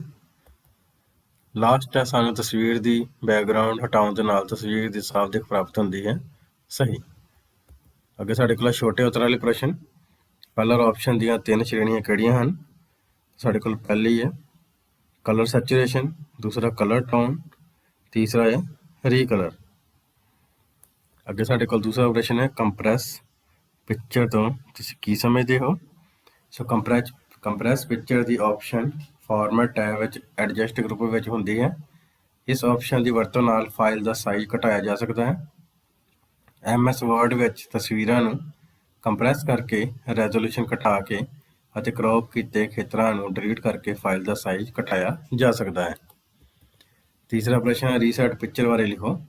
ਕਿਸੇ ਤਸਵੀਰ ਨੂੰ ਸਿਲੈਕਟ ਕਰਨ ਤੋਂ ਬਾਅਦ ਫਾਰਮੈਟ ਟੈਬ ਨਜ਼ਰ ਆਉਂਦਾ ਹੈ। ਫਾਰਮੈਟ ਟੈਬ ਦੇ ਐਡਜਸਟ ਗਰੁੱਪ ਦੀ ਇਹ ਆਪਸ਼ਨ ਚੁਣੀ ਹੋਈ ਤਸਵੀਰ ਦੀ ਸਾਡੇ ਵੱਲੋਂ ਕੀਤੀ ਹੋਈ ਫਾਰਮੈਟਿੰਗ ਅਤੇ ਬਦਲਾਅ ਨੂੰ ਖਤਮ ਕਰ ਦਿੰਦੀ ਹੈ। ਚੌਥਾ ਪ੍ਰਸ਼ਨ ਹੈ ਕ੍ਰੌਪ ਆਪਸ਼ਨ ਬਾਰੇ ਲਿਖੋ। ਕ੍ਰੌਪ ਆਪਸ਼ਨ ਦੀ ਵਰਤੋਂ ਕਰਕੇ ਅਸੀਂ ਕਿਸੇ ਤਸਵੀਰ ਦੇ ਬਲੋੜੇ ਭਾਗਾਂ ਨੂੰ ਹਟਾ ਸਕਦੇ ਹਾਂ। ਜਦੋਂ ਅਸੀਂ ਕਿਸੇ ਤਸਵੀਰ ਨੂੰ ਸਿਲੈਕਟ ਕਰਦੇ ਹਾਂ ਤਾਂ ਫਾਰਮੈਟ ਟੈਬ ਨਜ਼ਰ ਆਉਂਦਾ ਹੈ। ਉਸ ਵਿੱਚ ਸਾਈਜ਼ ਗਰੁੱਪ ਵਿੱਚ ਕ੍ਰੌਪ ਕਮਾਂਡ ਮੌਜੂਦ ਹੁੰਦੀ ਹੈ। ਪੰਜਵਾਂ ਪ੍ਰਸ਼ਨ ਹੈ ਓਰੀਐਂਟੇਸ਼ਨ ਤੋਂ ਤੁਸੀਂ ਕੀ ਸਮਝਦੇ ਹੋ? ओरिएंटेशन पेज ਦੀ पोर्ट्रेट खड़वी या लैंडस्केप लेटवी फॉर्मेट निर्धारित करता है।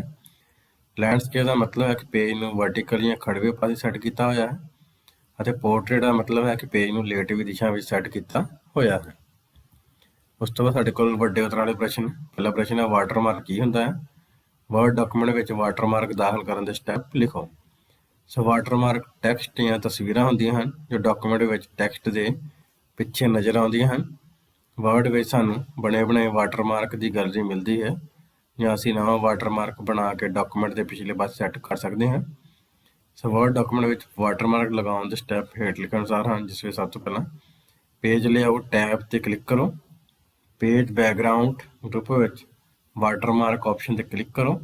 ਵਾਟਰਮਾਰਕ ਗੈਲਰੀ ਵਿੱਚ ਜ਼ਰੂਰਤ ਅਨੁਸਾਰ ਵਾਟਰਮਾਰਕ ਦੀ ਚੋਣ ਕਰੋ। ਦੂਸਰਾ ਆਪਰੇਸ਼ਨ ਅਸੀਂ ਆਪਣਾ ਪੇਜ ਬਾਰਡਰ ਕਿਵੇਂ ਡਿਜ਼ਾਈਨ ਕਰ ਸਕਦੇ ਹਾਂ, ਦੱਸੋ। ਸੋ ਪੇਜ ਬਾਰਡਰ ਡਿਜ਼ਾਈਨ ਕਰਨ ਦੇ ਸਟੈਪ ਸਾਡੇ ਕੋਲ ਹੇਠਾਂ ਲਿਖੇ ਅਨੁਸਾਰ ਹਨ, ਜਿਸ ਵਿੱਚ ਪਹਿਲਾ ਹੈ ਪੇਜ ਲੇਆਊਟ ਟੈਬ 'ਤੇ ਕਲਿੱਕ ਕਰੋ। ਦੂਸਰਾ ਪੇਜ ਬੈਕਗਰਾਉਂਡ ਗਰੁੱਪ ਵਿੱਚ ਪੇਜ ਬਾਰਡਰ ਆਪਸ਼ਨ 'ਤੇ ਕਲਿੱਕ ਕਰੋ। ਤੀਸਰਾ border and shading dialog box ਖੁੱਲ੍ਹੇਗਾ। ਇਸ ਵਿੱਚ ਮਨਪਸੰਦ ਬਾਰਡਰ ਦੀ ਚੋਣ ਕਰੋ। ਚੌਥਾ ਹੈ ਸਟਾਈਲ ਕਲਰ ਵਿਡਥ ਆਦਿ ਦੀ ਚੋਣ ਕਰੋ। ਓਕੇ ਬਟਨ 'ਤੇ ਕਲਿੱਕ ਕਰੋ। ਇਸ ਤਰ੍ਹਾਂ ਨਾਲ ਤੁਹਾਡੇ ਪੇਜ ਦੇ ਉੱਪਰ ਜਿਹੜਾ ਬਾਰਡਰ ਹੈ ਉਹ ਡਿਜ਼ਾਈਨ ਹੋ ਜਾਵੇਗਾ। ਤੀਸਰਾ ਪ੍ਰਸ਼ਨ ਹੈ ਸਪੈਲਿੰਗ ਅਤੇ ਗ੍ਰਾਮਰ ਚੈੱਕ ਕਰਨ ਦੇ ਸਟੈਪ ਲਿਖੋ। ਸੋ MS ਵਰਡ ਸਾਨੂੰ ਡਾਕੂਮੈਂਟ ਵਿੱਚ ਸਪੈਲਿੰਗ ਅਤੇ ਗ੍ਰਾਮਰ ਨਾਲ ਸੰਬੰਧਿਤ ਗਲਤੀਆਂ ਨੂੰ ਚੈੱਕ ਕਰਨ ਅਤੇ ਠੀਕ ਕਰਨ ਦੀ ਸੁਵਿਧਾ ਮੁਹੱਈਆ ਕਰਾਉਂਦਾ ਹੈ। ਸੋ ਪੇਜ ਬਾਰਡਰ ਡਿਜ਼ਾਈਨ ਕਰਨ ਦੇ ਸਾਡੇ ਕੋਲ ਜਿਹੜੇ ਸਪੈਲਿੰਗ ਅਤੇ ਗ੍ਰਾਮਰ ਚੈੱਕ ਕਰਨ ਦੇ ਸਟੈਪ ਸਾਡੇ ਕੋਲ ਹੇਠ ਲਿਖੇ ਅਨੁਸਾਰ ਹਨ। ਪਹਿਲਾ ਹੈ ਰਿਵਿਊ ਟੈਬ 'ਤੇ ਕਲਿੱਕ ਕਰੋ। ਦੂਸਰਾ ਸਪੈਲਿੰਗ ਅਤੇ ਗ੍ਰਾਮਰ ਕਮਾਂਡ 'ਤੇ ਕਲਿੱਕ ਕਰੋ।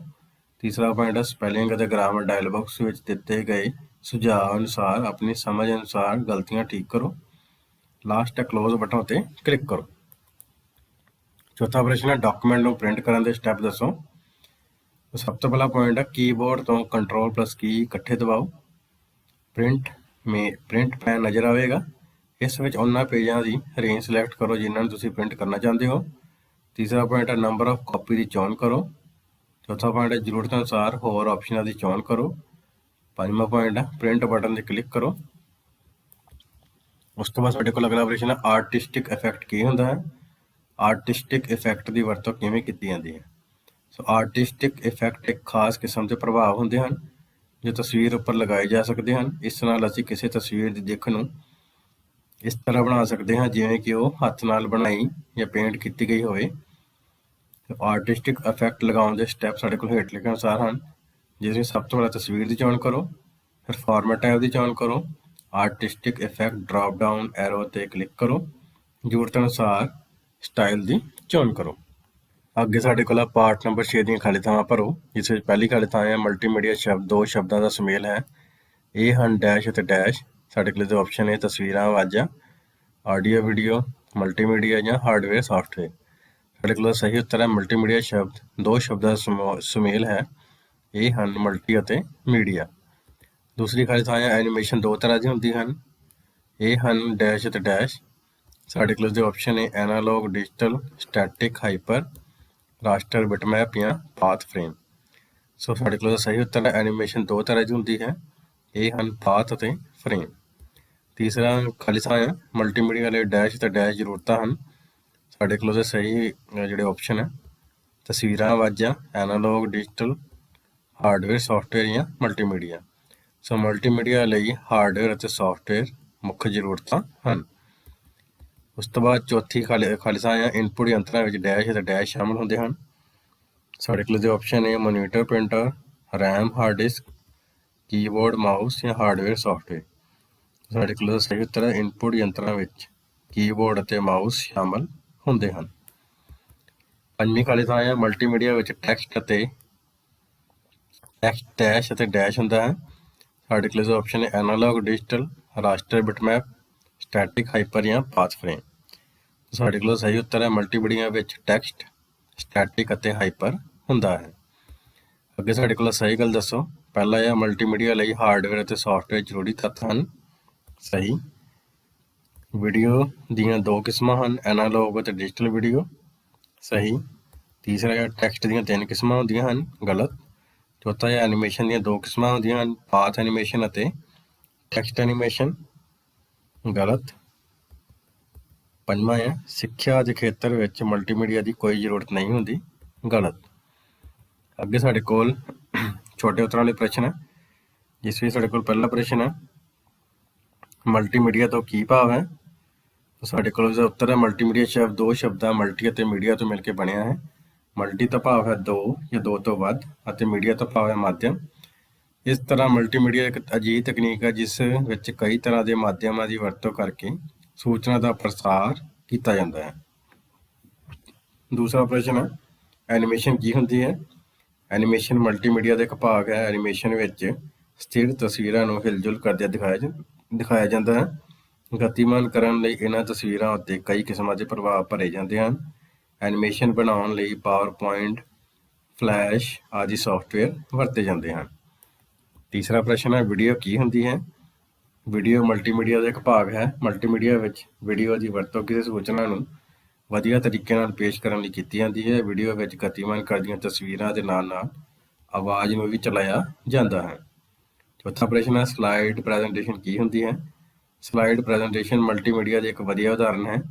ਇਸ ਦੀ ਵਰਤੋਂ ਕਰਦੇ ਹੋਏ ਕਿਸੇ ਵਿਸ਼ੇ ਨੂੰ ਪ੍ਰਭਾਵਸ਼ਾਲੀ ਤਰੀਕੇ ਨਾਲ ਪੇਸ਼ ਕੀਤਾ ਜਾਂਦਾ ਹੈ। ਮਲਟੀਮੀਡੀਆ ਪ੍ਰੈਜੈਂਟੇਸ਼ਨ ਦੇ ਮੁੱਖ ਭਾਗਾਂ ਵਿੱਚ ਟੈਕਸਟ, ਸਾਊਂਡ, ਵੀਡੀਓ, ਤਸਵੀਰਾਂ ਆਦਿ ਸ਼ਾਮਲ ਹੁੰਦੇ ਹਨ। ਪੰਜਵਾਂ ਪ੍ਰਸ਼ਨ ਹੈ ਮਲਟੀਮੀਡੀਆ ਕਾਨਫਰੰਸਿੰਗ ਕੀ ਹੁੰਦੀ ਹੈ। ਮਲਟੀਮੀਡੀਆ ਕਾਨਫਰੰਸਿੰਗ ਨੂੰ ਵੀਡੀਓ ਕਾਨਫਰੰਸਿੰਗ ਵੀ ਕਿਹਾ ਜਾਂਦਾ ਹੈ।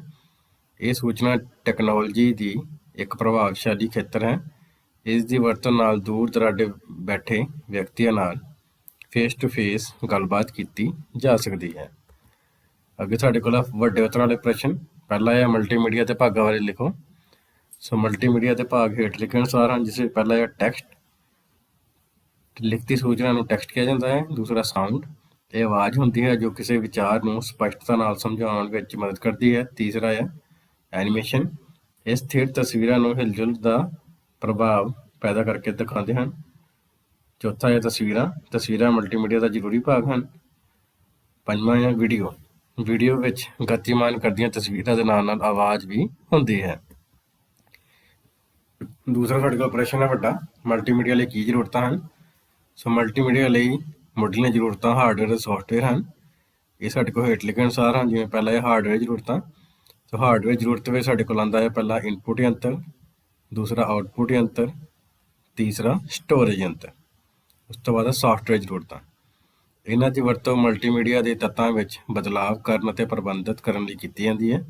ਉਦਾਹਰਨ ਲਈ Adobe director, media blender, multimedia builder ਆਦਿ ਸੌਫਟਵੇਅਰ ਦੇ ਕੁਝ ਭਾਗ ਹਨ।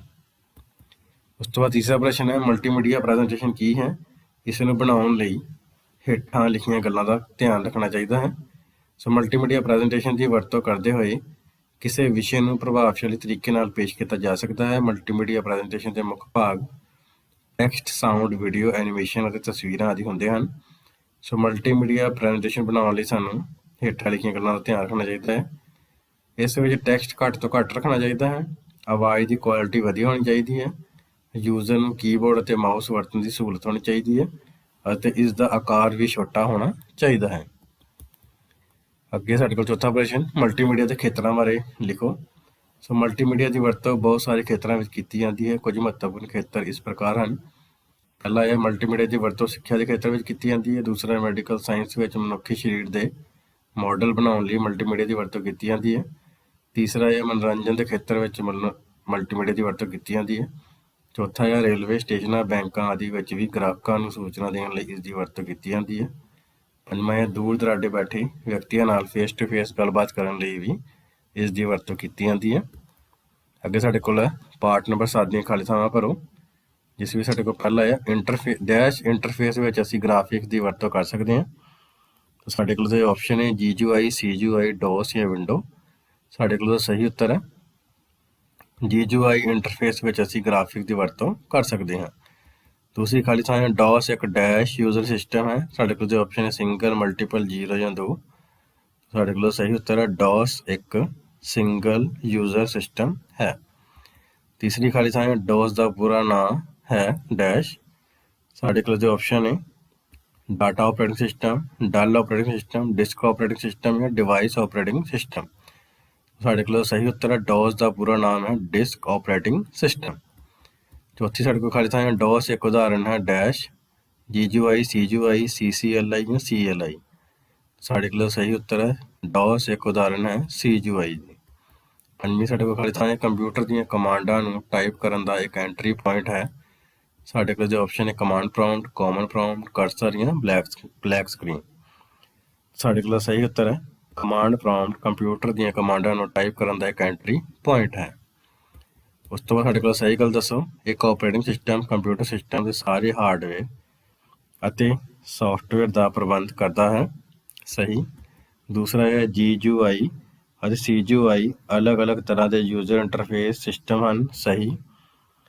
ਤੀਸਰਾ ਹੈ MS-DOS ਵਿੱਚ ਕੰਪਿਊਟਰ ਨੂੰ ਕਮਾਂਡ ਦੇਣ ਲਈ ਟੈਕਸਟ ਟਾਈਪ ਕਰਨਾ ਪੈਂਦਾ ਹੈ। ਸਹੀ। ਚੌਥਾ ਹੈ GUI ਇੰਟਰਫੇਸ ਦੀ ਸਕਰੀਨ 'ਤੇ ਕੋਈ ਵੀ ਚਿੱਤਰ ਜਾਂ ਗ੍ਰਾਫਿਕਸ ਨਹੀਂ ਹੁੰਦਾ। ਗਲਤ। ਪੰਜਵਾਂ ਹੈ MS-DOS ਕਮਾਂਡ ਪ੍ਰੌਂਪਟ ਦੀ ਵਿੰਡੋ ਖੋਲ੍ਹਣ ਲਈ ਰਨ ਕਮਾਂਡ ਦੀ ਵਰਤੋਂ ਕੀਤੀ ਜਾਂਦੀ ਹੈ। ਸਹੀ। ਉਸ ਤੋਂ ਬਾਅਦ ਸਾਡੇ ਕੋਲ ਪਹਿਲਾ ਪ੍ਰਸ਼ਨ ਹੈ DOS ਕੀ ਹੈ। DOS ਦਾ ਪੂਰਾ ਨਾਮ ਡਿਸਕ ਆਪਰੇਟਿੰਗ ਸਿਸਟਮ ਹੈ। ਇਹ ਇੱਕ ਸਿੰਗਲ ਯੂਜ਼ਰ ਆਪਰੇਟਿੰਗ ਸਿਸਟਮ ਹੈ। ਇਸ ਵਿੱਚ ਕਰੈਕਟਰ ਯੂਜ਼ਰ ਇੰਟਰਫੇਸ ਦੀ ਵਰਤੋਂ ਕੀਤੀ ਜਾਂਦੀ ਹੈ। ਇਸ ਨੂੰ ਮਾਈਕਰੋਸਾਫਟ ਕੰਪਨੀ ਦੁਆਰਾ ਤਿਆਰ ਕੀਤਾ ਗਿਆ ਸੀ। ਦੂਸਰਾ ਹੈ GUI ਕੀ ਹੈ। GUI ਦਾ ਪੂਰਾ ਨਾਮ ਗ੍ਰਾਫਿਕਲ ਯੂਜ਼ਰ ਇੰਟਰਫੇਸ ਹੈ। ਅੱਜ ਕੱਲ੍ਹ ਦੇ ਆਧੁਨਿਕ ਕੰਪਿਊਟਰ ਵਿੱਚ GUI ਇੰਟਰਫੇਸ ਹੀ ਵਰਤੇ ਜਾਂਦੇ ਹਨ। ਇਹਨਾਂ ਵਿੱਚ ਕੰਪਿਊਟਰ 'ਤੇ ਕੰਮ ਕਰਨ ਲਈ ਕਮਾਂਡ ਲਿਖਣ ਦੀ ਲੋੜ ਨਹੀਂ ਪੈਂਦੀ। ਇਹਨਾਂ ਵਿੱਚ ਮਾਊਸ ਦੀ ਵਰਤੋਂ ਨਾਲ ਕੰਮ ਕੀਤਾ ਜਾਂਦਾ ਹੈ। ਉਦਾਹਰਨ ਦੇ ਲਈ ਵਿੰਡੋ ਆਪਰੇਟਿੰਗ ਸਿਸਟਮ। ਤੀਸਰਾ ਪ੍ਰਸ਼ਨ ਹੈ CGUI ਕੀ ਹੈ। CGUI ਦਾ ਪੂਰਾ ਨਾਮ ਕਰੈਕਟਰ ਯੂਜ਼ਰ ਇੰਟਰਫੇਸ ਹੈ। ਅੱਜ ਕੱਲ੍ਹ ਦੇ ਆਧੁਨਿਕ ਕੰਪਿਊਟਰਾਂ ਵਿੱਚ CGUI ਇੰਟਰਫੇਸ ਨਹੀਂ ਵਰਤੇ ਜਾਂਦੇ ਹਨ। ਇਹਨਾਂ ਵਿੱਚ ਕੰਪਿਊਟਰ 'ਤੇ ਕੰਮ ਕਰਨ ਲਈ ਕਮਾਂਡ ਲਿਖਣੀ ਪੈਂਦੀ ਹੈ। ਇਹਨਾਂ ਵਿੱਚ ਮਾਊਸ ਦੀ ਵਰਤੋਂ ਨਾਲ ਕੰਮ ਨਹੀਂ ਕੀਤਾ ਜਾ ਸਕਦਾ। ਉਦਾਹਰਨ ਦੇ ਲਈ MS-DOS। ਚੌਥਾ ਪ੍ਰਸ਼ਨ ਹੈ ਕਮਾਂਡ ਪ੍ਰੌਂਪਟ ਕੀ ਹੈ। ਕਮਾਂਡ ਪ੍ਰੌਂਪਟ ਨੂੰ DOS ਪ੍ਰੌਂਪਟ ਵੀ ਕਿਹਾ ਜਾਂਦਾ ਹੈ। DOS ਵਿੱਚ ਕਮਾਂਡ ਟਾਈਪ ਕਰਨ ਦੇ ਐਂਟਰੀ ਪੁਆਇੰਟ ਨੂੰ ਕਮਾਂਡ ਪ੍ਰੌਂਪਟ ਕਿਹਾ ਜਾਂਦਾ ਹੈ। ਕੰਪਿਊਟਰ ਤੋਂ ਕੋਈ ਕੰਮ ਕਰਵਾਉਣ ਲਈ ਕਮਾਂਡ ਪ੍ਰੌਂਪਟ ਉੱਪਰ ਕਮਾਂਡ ਟਾਈਪ ਕਰਨੀ ਜਾਂ ਕੀਤੀ ਜਾਂਦੀ ਹੈ। ਉਸ ਤੋਂ ਬਾਅਦ ਸਾਡੇ ਕੋਲ ਵੱਡੇ ਉੱਤਰ ਵਾਲੇ ਪ੍ਰਸ਼ਨ। ਪਹਿਲਾ ਹੈ DOS ਵਿੱਚ ਕਮਾਂਡ ਲਿਖਣ ਦੀ ਪ੍ਰਕਿਰਿਆ ਦਾ ਵਰਣਨ ਕਰੋ। ਸੋ DOS ਵਿੱਚ ਕਮਾਂਡ ਲਿਖਣ ਦੀ ਪ੍ਰਕਿਰਿਆ ਦੇ ਵਿੱਚ ਸਾਡੇ ਕੋਲ ਪਹਿਲਾ ਪੁਆਇੰਟ ਹੈ ਕਮਾਂਡ ਪ੍ਰੌਂਪਟ ਨੂੰ ਖੋਲ੍ਹੋ। ਕਮਾਂਡ ਪ੍ਰੌਂਪਟ 'ਤੇ ਕਮਾਂਡ ਟਾਈਪ ਕਰੋ। ਉਦਾਹਰਨ ਦੇ ਲਈ ਡੇਟ ਅਤੇ ਐਂਟਰ ਕੀ ਦਬਾਓ। ਦੂਸਰਾ ਪ੍ਰਸ਼ਨ ਹੈ CGUI ਅਤੇ GUI ਵਿੱਚ ਤੁਲਨਾ ਕਰੋ। ਤਾਂ CGUI ਅਤੇ GUI ਵਿੱਚ ਜਿਹੜਾ ਅੰਤਰ ਹੈ ਉਹ ਹੇਠ ਲਿਖੇ ਅਨੁਸਾਰ ਹੈ। ਪਹਿਲਾ ਪੁਆਇੰਟ ਹੈ CGUI ਦਾ ਪੂਰਾ ਨਾਮ ਕਰੈਕਟਰ ਯੂਜ਼ਰ ਇੰਟਰਫੇਸ ਹੈ, ਜਦਕਿ GUI ਦਾ ਪੂਰਾ ਨਾਮ ਗ੍ਰਾਫਿਕਲ ਯੂਜ਼ਰ ਇੰਟਰਫੇਸ ਹੈ। ਦੂਸਰਾ ਪੁਆਇੰਟ ਅੱਜ ਕੱਲ੍ਹ ਦੇ ਕੰਪਿਊਟਰਾਂ ਵਿੱਚ CGUI ਨਹੀਂ ਬਲਕਿ GUI ਦੀ ਵਰਤੋਂ ਕੀਤੀ ਜਾਂਦੀ ਹੈ। ਤੀਸਰਾ ਪੁਆਇੰਟ ਹੈ CGUI ਵਿੱਚ ਕੰਮ ਕਰਨ ਲਈ ਕਮਾਂਡ ਲਿਖਣੀ ਪੈਂਦੀ ਹੈ, ਜਦਕਿ GUI ਵਿੱਚ ਕੰਮ ਕਰਨ ਲਈ ਕਮਾਂਡ ਲਿਖਣ ਦੀ ਜ਼ਰੂਰਤ ਜਾਂ ਲੋੜ ਨਹੀਂ ਪੈਂਦੀ। ਚੌਥਾ ਪੁਆਇੰਟ ਹੈ CGUI ਵਿੱਚ ਮਾਊਸ ਦੀ ਵਰਤੋਂ ਨਹੀਂ ਕੀਤੀ ਜਾਂਦੀ, ਜਦਕਿ GUI ਵਿੱਚ ਮਾਊਸ ਦੀ ਵਰਤੋਂ ਨਾਲ ਕੰਮ ਕੀਤਾ ਜਾਂਦਾ ਹੈ। ਪੰਜਵਾਂ ਪੁਆਇੰਟ ਹੈ CGUI ਦੀ ਉਦਾਹਰਨ DOS ਹੈ, ਜਦਕਿ GUI ਦੀ ਉਦਾਹਰਨ ਵਿੰਡੋ ਆਪਰੇਟਿੰਗ ਸਿਸਟਮ ਹੈ। ਉਸ ਤੋਂ ਬਾਅਦ ਤੀਸਰਾ ਪ੍ਰਸ਼ਨ ਹੈ DOS ਨੂੰ ਕਿਵੇਂ ਖੋਲ੍ਹਿਆ ਜਾਂਦਾ ਹੈ ਦੱਸੋ। ਸੋ DOS ਨੂੰ ਖੋਲ੍ਹਣ ਦੇ ਸਟੈਪ ਹੇਠ ਲਿਖੇ ਅਨੁਸਾਰ ਹਨ। ਸਭ ਤੋਂ ਪਹਿਲਾਂ Window+R ਕੀ ਦੀ ਮਦਦ ਨਾਲ ਰਨ ਬਾਕਸ ਖੋਲ੍ਹੋ, ਇਸ ਵਿੱਚ CMD ਟਾਈਪ ਕਰੋ, ਓਕੇ ਬਟਨ 'ਤੇ ਕਲਿੱਕ ਕਰੋ, ਸਕਰੀਨ 'ਤੇ ਕਮਾਂਡ ਪ੍ਰੌਂਪਟ ਦੀ ਵਿੰਡੋ ਨਜ਼ਰ ਆ ਜਾਵੇਗੀ। ਉਸ ਤੋਂ ਬਾਅਦ ਸਾਡੇ ਕੋਲ 8ਵੇਂ ਪਾਰਟ ਦੀਆਂ ਖਾਲੀ ਥਾਵਾਂ ਨੇ, ਜਿਸ ਵਿੱਚ ਸਾਡੇ ਕੋਲ ਪਹਿਲੀ ਖਾਲੀ ਥਾਂ ਹੈ ਡੈਸ਼ ਫਾਈਲ ਤੈਅ ਕਰਦੀ ਹੈ ਕਿ ਕਿਸੇ ਖਾਸ ਕਮਾਂਡ ਲਈ ਕਿਸ ਹਾਰਡਵੇਅਰ ਨਾਲ ਜੁੜਨਾ ਹੈ। ਤਾਂ ਸਾਡੇ ਕੋਲ ਜੋ ਆਪਸ਼ਨ ਹੈ IO.sys, MS.sys, MS-DOS.sys ਜਾਂ command.com। ਸਾਡੇ ਕੋਲ ਦਾ ਸਹੀ ਉੱਤਰ ਹੈ IO.sys ਫਾਈਲ ਤੈਅ ਕਰਦੀ ਹੈ ਕਿ ਕਿਸੇ ਖਾਸ ਕਮਾਂਡ ਲਈ ਕਿਸ ਹਾਰਡਵੇਅਰ ਨਾਲ ਜੁੜਨਾ ਹੈ। ਦੂਸਰੀ ਖਾਲੀ ਥਾਂ ਹੈ ਕੰਪਿਊਟਰ ਦੇ ਕਿਸੇ ਕੰਮ ਨੂੰ ਕਰਵਾਉਣ ਲਈ ਦਿੱਤੀ ਗਈ ਹਦਾਇਤ ਨੂੰ ਡੈਸ਼ ਕਹਿੰਦੇ ਹਨ। ਸੋ ਸਾਡੇ ਕੋਲ ਦਾ ਆਪਸ਼ਨ ਹੈ ਲਾਈਨ, ਕਮਾਂਡ, ਵਾਕ ਜਾਂ ਹਦਾਇਤ। ਸਾਡੇ ਕੋਲ ਸਹੀ ਉੱਤਰ ਹੈ ਕੰਪਿਊਟਰ ਦੇ ਕਿਸੇ ਕੰਮ ਨੂੰ ਕਰਵਾਉਣ ਲਈ ਦਿੱਤੀ ਗਈ ਹਦਾਇਤ ਨੂੰ ਕਮਾਂਡ ਕਹਿੰਦੇ ਹਨ। ਤੀਸਰੀ ਖਾਲੀ ਥਾਂ ਹੈ ਡੈਸ਼ ਡਾਇਰੈਕਟਰੀ ਨੂੰ ਮੇਨ ਡਾਇਰੈਕਟਰੀ ਕਹਿੰਦੇ ਹਨ। ਸਾਡੇ ਕੋਲ ਜੋ ਆਪਸ਼ਨ ਹੈ ਸਭ ਮੌਜੂਦਾ ਫਾਈਲ ਜਾਂ ਰੂਟ। ਸਾਡੇ ਕੋਲ ਇਸਦਾ ਸਹੀ ਉੱਤਰ ਹੈ ਰੂਟ ਡਾਇਰੈਕਟਰੀ ਨੂੰ ਮੇਨ ਡਾਇਰੈਕਟਰੀ ਕਹਿੰਦੇ ਹਨ। ਅੱਗੇ ਸਾਡੇ ਕੋਲ ਚੌਥੀ ਖਾਲੀ ਥਾਂ ਹੈ ਇੰਟਰਨਲ ਕਮਾਂਡ ਡੈਸ਼ ਫਾਈਲ ਵਿੱਚ ਹੁੰਦੀਆਂ ਹਨ। ਸਾਡੇ ਕੋਲ ਜੋ ਆਪਸ਼ਨ ਹੈ IO.sys, MS.sys, MS-DOS.sys ਤੇ command.com। ਸਾਡੇ ਕੋਲ ਸਹੀ ਉੱਤਰ ਹੈ command.com। ਇੰਟਰਨਲ ਕਮਾਂਡ command.com ਵਿੱਚ ਮੌਜੂਦ ਹੁੰਦੀਆਂ ਹਨ। ਪੰਜਵੀਂ ਖਾਲੀ ਥਾਂ ਹੈ ਕਈ ਕਮਾਂਡਾਂ ਨੂੰ ਇੱਕ ਕਮਾਂਡ ਵਿੱਚ ਇਕੱਠਿਆਂ ਕਰਨ ਲਈ ਡੈਸ਼ ਦੀ ਵਰਤੋਂ ਕੀਤੀ ਜਾਂਦੀ ਹੈ। ਸਾਡੇ ਕੋਲ ਜੋ ਆਪਸ਼ਨ ਹੈ ਬੈਚ ਫਾਈਲ, ਐਡਿਟ, ਕਾਪੀਕੌਨ ਜਾਂ ਐਟਰੀਬ। ਸਾਡੇ ਕੋਲ ਇਸਦਾ ਸਹੀ ਉੱਤਰ ਹੈ ਕਈ ਕਮਾਂਡਾਂ ਨੂੰ ਇੱਕ ਕਮਾਂਡ ਵਿੱਚ ਇਕੱਠਿਆਂ ਕਰਨ ਲਈ ਬੈਚ ਫਾਈਲ ਦੀ ਵਰਤੋਂ ਕੀਤੀ ਜਾਂਦੀ ਹੈ। ਅੱਗੇ ਸਾਡੇ ਕੋਲ ਸਹੀ ਗੱਲ ਦੱਸੋ। ਪਹਿਲਾ ਇਹ ਗਲਤ ਤਰੀਕੇ ਨਾਲ ਐਡਿਟ ਹੋਈ ਫਾਈਲ ਕੰਪਿਊਟਰ ਲਈ ਖਤਰਾ ਹੋ ਸਕਦੀ ਹੈ। ਸਹੀ। ਕਿਸੇ ਗਲਤੀ ਕਾਰਨ ਫਾਈਲਾਂ ਵਿੱਚ ਹੋਣ ਵਾਲੇ ਬਦਲਾਵ ਨੂੰ ਰੋਕਣ ਲਈ ਐਟਰੀਬ ਕਮਾਂਡ ਵਰਤੀ ਜਾਂਦੀ ਹੈ। ਸਹੀ। ਤੀਸਰਾ ਹੈ notepad command line text editor ਹੈ। ਇਹ ਤੁਹਾਨੂੰ ਤੁਹਾਡੇ ਕੰਪਿਊਟਰ ਉੱਪਰ ਫਾਈਲਾਂ ਨੂੰ ਦੇਖਣ, ਬਣਾਉਣ ਅਤੇ ਬਦਲਾਅ ਕਰਨ ਦੀ ਆਗਿਆ ਦਿੰਦਾ ਹੈ। ਸਹੀ। ਬੈਚ ਫਾਈਲ ਦੀ ਐਕਸਟੈਂਸ਼ਨ BAT ਹੁੰਦੀ ਹੈ। ਸਹੀ। ਲਾਸਟ ਹੈ ਪ੍ਰੌਂਪਟ ਇੱਕ ਐਕਸਟਰਨਲ ਕਮਾਂਡ ਹੈ। ਗਲਤ। ਅੱਗੇ ਸਾਡੇ ਕੋਲ ਛੋਟੇ ਉੱਤਰ ਵਾਲੇ ਪ੍ਰਸ਼ਨ। ਰੂਟ ਡਾਇਰੈਕਟਰੀ ਕੀ ਹੁੰਦੀ ਹੈ? ਰੂਟ ਡਾਇਰੈਕਟਰੀ ਮੇਨ ਡਾਇਰੈਕਟਰੀ ਹੁੰਦੀ ਹੈ। ਬਾਕੀ ਸਾਰੀਆਂ ਡਾਇਰੈਕਟਰੀਆਂ ਇਸ ਡਾਇਰੈਕਟਰੀ ਵਿੱਚ ਮੌਜੂਦ ਹੁੰਦੀਆਂ ਹਨ। ਇਹਨਾਂ ਨੂੰ ਸਬ ਡਾਇਰੈਕਟਰੀ ਕਿਹਾ ਜਾਂਦਾ ਹੈ। ਬੂਟਿੰਗ ਤੋਂ ਤੁਰੰਤ ਬਾਅਦ ਰੂਟ ਡਾਇਰੈਕਟਰੀ ਮੇਨ ਡਾਇਰੈਕਟਰੀ ਬਣ ਜਾਂਦੀ ਹੈ। ਦੂਸਰਾ ਪ੍ਰਸ਼ਨ ਹੈ ਇੰਟਰਨਲ ਕਮਾਂਡ ਦੀਆਂ ਕੋਈ 4 ਉਦਾਹਰਨਾਂ ਦਿਓ। ਸੋ ਇੰਟਰਨਲ ਕਮਾਂਡਾਂ command.com ਫਾਈਲ ਵਿੱਚ ਮੌਜੂਦ ਹੁੰਦੀਆਂ ਹਨ। ਇਹਨਾਂ ਕਮਾਂਡਾਂ ਦੀ ਉਦਾਹਰਨਾਂ ਹੇਠ ਲਿਖੇ ਅਨੁਸਾਰ ਹਨ, ਜਿਵੇਂ ਪਹਿਲਾ ਹੈ ਡੇਟ, ਦੂਸਰਾ ਟਾਈਮ, ਤੀਸਰਾ CLS, ਫਿਰ ਚੌਥਾ ਕਾਪੀ, ਪੰਜਵਾਂ RD, ਛੇਵਾਂ CD, ਸੱਤਵਾਂ MD, ਅੱਠਵਾਂ ਮੂਵ। ਤੀਸਰਾ ਪ੍ਰਸ਼ਨ ਹੈ ਬੈਚ ਫਾਈਲ ਕੀ ਹੁੰਦੀ ਹੈ? ਬੈਚ ਫਾਈਲ ਦੀ ਵਰਤੋਂ ਕਈ ਕਮਾਂਡਾਂ ਨੂੰ ਇੱਕ ਕਮਾਂਡ ਵਿੱਚ ਇਕੱਠਿਆਂ ਕਰਨ ਲਈ ਕੀਤੀ ਜਾਂਦੀ ਹੈ। ਇਹ ਕਮਾਂਡ ਪ੍ਰੌਂਪਟ 'ਤੇ ਇੱਕ ਖਾਸ ਕੰਮ ਕਰਨ ਲਈ ਵਰਤੀ ਜਾਂਦੀ ਹੈ। ਬੈਚ ਫਾਈਲ ਦੀ ਐਕਸਟੈਂਸ਼ਨ .BAT ਹੁੰਦੀ ਹੈ। ਉਸ ਤੋਂ ਸਾਡੇ ਕੋਲ ਚੌਥਾ ਪ੍ਰਸ਼ਨ ਹੈ MS-DOS ਐਡੀਟਰ ਕੀ ਹੁੰਦਾ ਹੈ? ਇਹ ਕਮਾਂਡ ਲਾਈਨ ਟੈਕਸਟ ਐਡੀਟਰ ਹੈ। ਇਸ ਵਿੱਚ ਅਸੀਂ ਆਪਣੀਆਂ ਫਾਈਲਾਂ ਨੂੰ ਖੋਲ੍ਹ ਕੇ ਦੇਖ ਸਕਦੇ ਹਾਂ। ਇਸ ਵਿੱਚ ਨਵੀਆਂ ਫਾਈਲਾਂ ਵੀ ਬਣਾ ਸਕਦੇ ਹਾਂ ਅਤੇ ਪਹਿਲਾਂ ਤੋਂ ਬਣੀਆਂ ਫਾਈਲਾਂ ਵਿੱਚ ਬਦਲਾਅ ਵੀ ਕਰ ਸਕਦੇ ਹਾਂ। ਉਸ ਤੋਂ ਬਾਅਦ ਸਾਡੇ ਕੋਲ ਵੱਡੇ ਉੱਤਰ ਵਾਲੇ ਪ੍ਰਸ਼ਨ ਹੈ ਬੈਚ ਫਾਈਲ ਬਣਾਉਣ ਦੇ ਤਰੀਕੇ ਦਾ ਵਰਣਨ ਕਰੋ। ਸੋ ਬੈਚ ਫਾਈਲ ਦੀ ਵਰਤੋਂ ਕਈ ਕਮਾਂਡਾਂ ਨੂੰ ਇੱਕ ਕਮਾਂਡ ਵਿੱਚ ਇਕੱਠਿਆਂ ਕਰਨ ਲਈ ਕੀਤੀ ਜਾਂਦੀ ਹੈ। ਇਸ ਨੂੰ ਹੇਠ ਲਿਖੇ ਤਰੀਕੇ ਅਨੁਸਾਰ ਬਣਾਇਆ ਜਾ ਸਕਦਾ ਹੈ। ਪਹਿਲਾ ਪੁਆਇੰਟ ਹੈ DOS ਪ੍ਰੌਂਪਟ 'ਤੇ ਐਡਿਟ ਕਮਾਂਡ ਟਾਈਪ ਕਰੋ। DOS ਐਡੀਟਰ ਵਿੱਚ ਕਮਾਂਡਾਂ ਟਾਈਪ ਕਰੋ। ਫਾਈਲ ਨੂੰ .BAT ਐਕਸਟੈਂਸ਼ਨ ਨਾਲ ਸੇਵ ਕਰੋ। DOS ਐਡੀਟਰ ਨੂੰ ਬੰਦ ਕਰੋ। ਦੂਸਰਾ ਪ੍ਰਸ਼ਨ ਹੈ ਕੋਈ 3 ਐਕਸਟਰਨਲ ਕਮਾਂਡ ਦੀ ਵਿਆਖਿਆ ਕਰੋ। ਸੋ ਐਕਸਟਰਨਲ ਕਮਾਂਡਾਂ command.com ਫਾਈਲ ਵਿੱਚ ਮੌਜੂਦ ਨਹੀਂ ਹੁੰਦੀਆਂ। ਇਹਨਾਂ ਵਿੱਚੋਂ 3 ਕਮਾਂਡਾਂ ਦੀ ਵਿਆਖਿਆ ਇਸ ਤਰ੍ਹਾਂ ਹੈ। ਪਹਿਲਾ ਹੈ ਸੌਰਟ। ਇਹ ਕਮਾਂਡ ਡਾਟੇ ਨੂੰ ਕ੍ਰਮਵਾਰ ਲਗਾ ਕੇ ਸਕਰੀਨ 'ਤੇ ਦਿਖਾਉਣ ਲਈ ਵਰਤੀ ਜਾਂਦੀ ਹੈ। ਦੂਸਰਾ ਐਡਿਟ। ਇਹ ਕਮਾਂਡ DOS ਐਡੀਟਰ ਖੋਲ੍ਹਣ ਲਈ ਵਰਤੀ ਜਾਂਦੀ ਹੈ। ਤੀਸਰਾ ਹੈ ਸਕੈਨ ਡਿਸਕ। ਇਹ ਕਮਾਂਡ ਡਿਸਕ ਦਾ ਸਟੇਟਸ ਚੈੱਕ ਕਰਨ ਲਈ ਵਰਤੀ ਜਾਂਦੀ ਹੈ। ਉਸ ਤੋਂ ਬਾਅਦ ਤੀਸਰਾ ਵੱਡਾ ਪ੍ਰਸ਼ਨ ਹੈ ਇੰਟਰਨਲ ਅਤੇ ਐਕਸਟਰਨਲ ਕਮਾਂਡ ਵਿੱਚ ਅੰਤਰ ਲਿਖੋ। ਸੋ ਇਸ ਦਾ ਪਹਿਲਾ ਅੰਤਰ ਹੈ ਇੰਟਰਨਲ ਕਮਾਂਡਾਂ command.com ਫਾਈਲ ਵਿੱਚ ਮੌਜੂਦ ਹੁੰਦੀਆਂ ਹਨ, ਜਦਕਿ ਐਕਸਟਰਨਲ ਕਮਾਂਡਾਂ command.com ਫਾਈਲ ਵਿੱਚ ਮੌਜੂਦ ਨਹੀਂ ਹੁੰਦੀਆਂ। दूसरा अंतर है इंटरनल कमांडां ਮੈਮਰੀ ਵਿੱਚ ਆਪਣੇ ਆਪ ਲੋਡ ਹੋ ਜਾਂਦੀਆਂ ਹਨ ਜਦਕਿ ਐਕਸਟਰਨਲ ਕਮਾਂਡਾਂ ਨੂੰ ਮੈਮਰੀ ਵਿੱਚ ਲੋਡ ਕਰਨਾ ਪੈਂਦਾ ਹੈ। ਤੀਸਰਾ ਅੰਤਰ ਹੈ ਇੰਟਰਨਲ ਕਮਾਂਡ ਇਨਬਿਲਟ ਕਮਾਂਡ ਹੁੰਦੀਆਂ ਹਨ ਜਦਕਿ ਐਕਸਟਰਨਲ ਕਮਾਂਡ ਇਨਬਿਲਟ ਕਮਾਂਡ ਨਹੀਂ ਹੁੰਦੀਆਂ।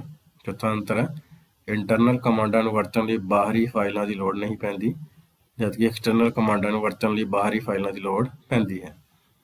ਪੰਜਵਾਂ ਅੰਤਰ ਹੈ ਇੰਟਰਨਲ ਕਮਾਂਡ ਦੀ ਉਦਾਹਰਨ ਹੈ ਡੇਟ ਟਾਈਮ ਆਦਿ ਅਤੇ ਐਕਸਟਰਨਲ ਕਮਾਂਡ ਦੀ ਉਦਾਹਰਨ ਹੈ ਐਡਿਟ ਸੌਰਟ ਆਦਿ। ਉਸ ਤੋਂ ਬਾਅਦ ਸਾਡੇ ਕੋਲ ਚੌਥਾ ਪ੍ਰਸ਼ਨ ਹੈ ਹੇਠਾਂ ਦਿੱਤੀਆਂ ਕਮਾਂਡਾਂ ਦੀ ਬਣਤਰ ਲਿਖੋ RD ਕਾਪੀ ਟਾਈਪ ਐਟਰੀ ਤੇ ਐਡਿਟ। ਹੁਣ ਸਭ ਤੋਂ ਪਹਿਲਾਂ ਅਸੀਂ RD ਦੀ ਬਣਤਰ ਜਾਣ ਲੈਂਦੇ ਹਾਂ C:\\, right angle bracket RD directory ਨੇ। ਦੂਸਰਾ ਹੈ ਕਾਪੀ ਕਮਾਂਡ ਦੀ ਅਸੀਂ ਬਣਤਰ ਜਾਣ ਲੈਂਦੇ ਹਾਂ C:\\,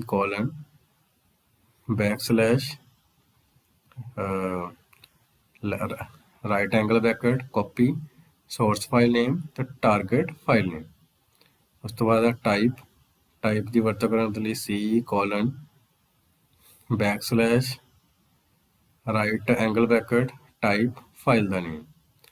ਉਸ ਤੋਂ ਬਾਅਦ ਐਟਰੀਬ ਦੇ ਲਈ ਵੀ ਅਸੀਂ C:\\, right angle bracket attrib +R -R +H -H +A -A file ਦਾ ਨੇਮ। ਲਾਸਟ ਸਾਡੇ ਕੋਲ ਐਡਿਟ ਦੇ ਲਈ ਵੀ C:\\, right angle bracket edit ਤੇ ਫਾਈਲ ਦਾ ਨਾਮ। ਇਸ ਤਰ੍ਹਾਂ ਨਾਲ ਅਸੀਂ ਇਹਨਾਂ ਕਮਾਂਡਾਂ ਨੂੰ ਪਰਿਭਾਸ਼ਿਤ ਕਰ ਸਕਦੇ ਹਾਂ। ਸੋ ਬੱਚੇ ਜੇਕਰ ਤੁਹਾਨੂੰ ਵੀਡੀਓ ਵਧੀਆ ਲੱਗੀ ਤਾਂ ਇਸ ਚੈਨਲ ਨੂੰ ਲਾਈਕ ਸਬਸਕ੍ਰਾਈਬ ਤੇ ਸ਼ੇਅਰ ਕਰਨਾ ਨਾ ਭੁੱਲਿਓ। ਧੰਨਵਾਦ।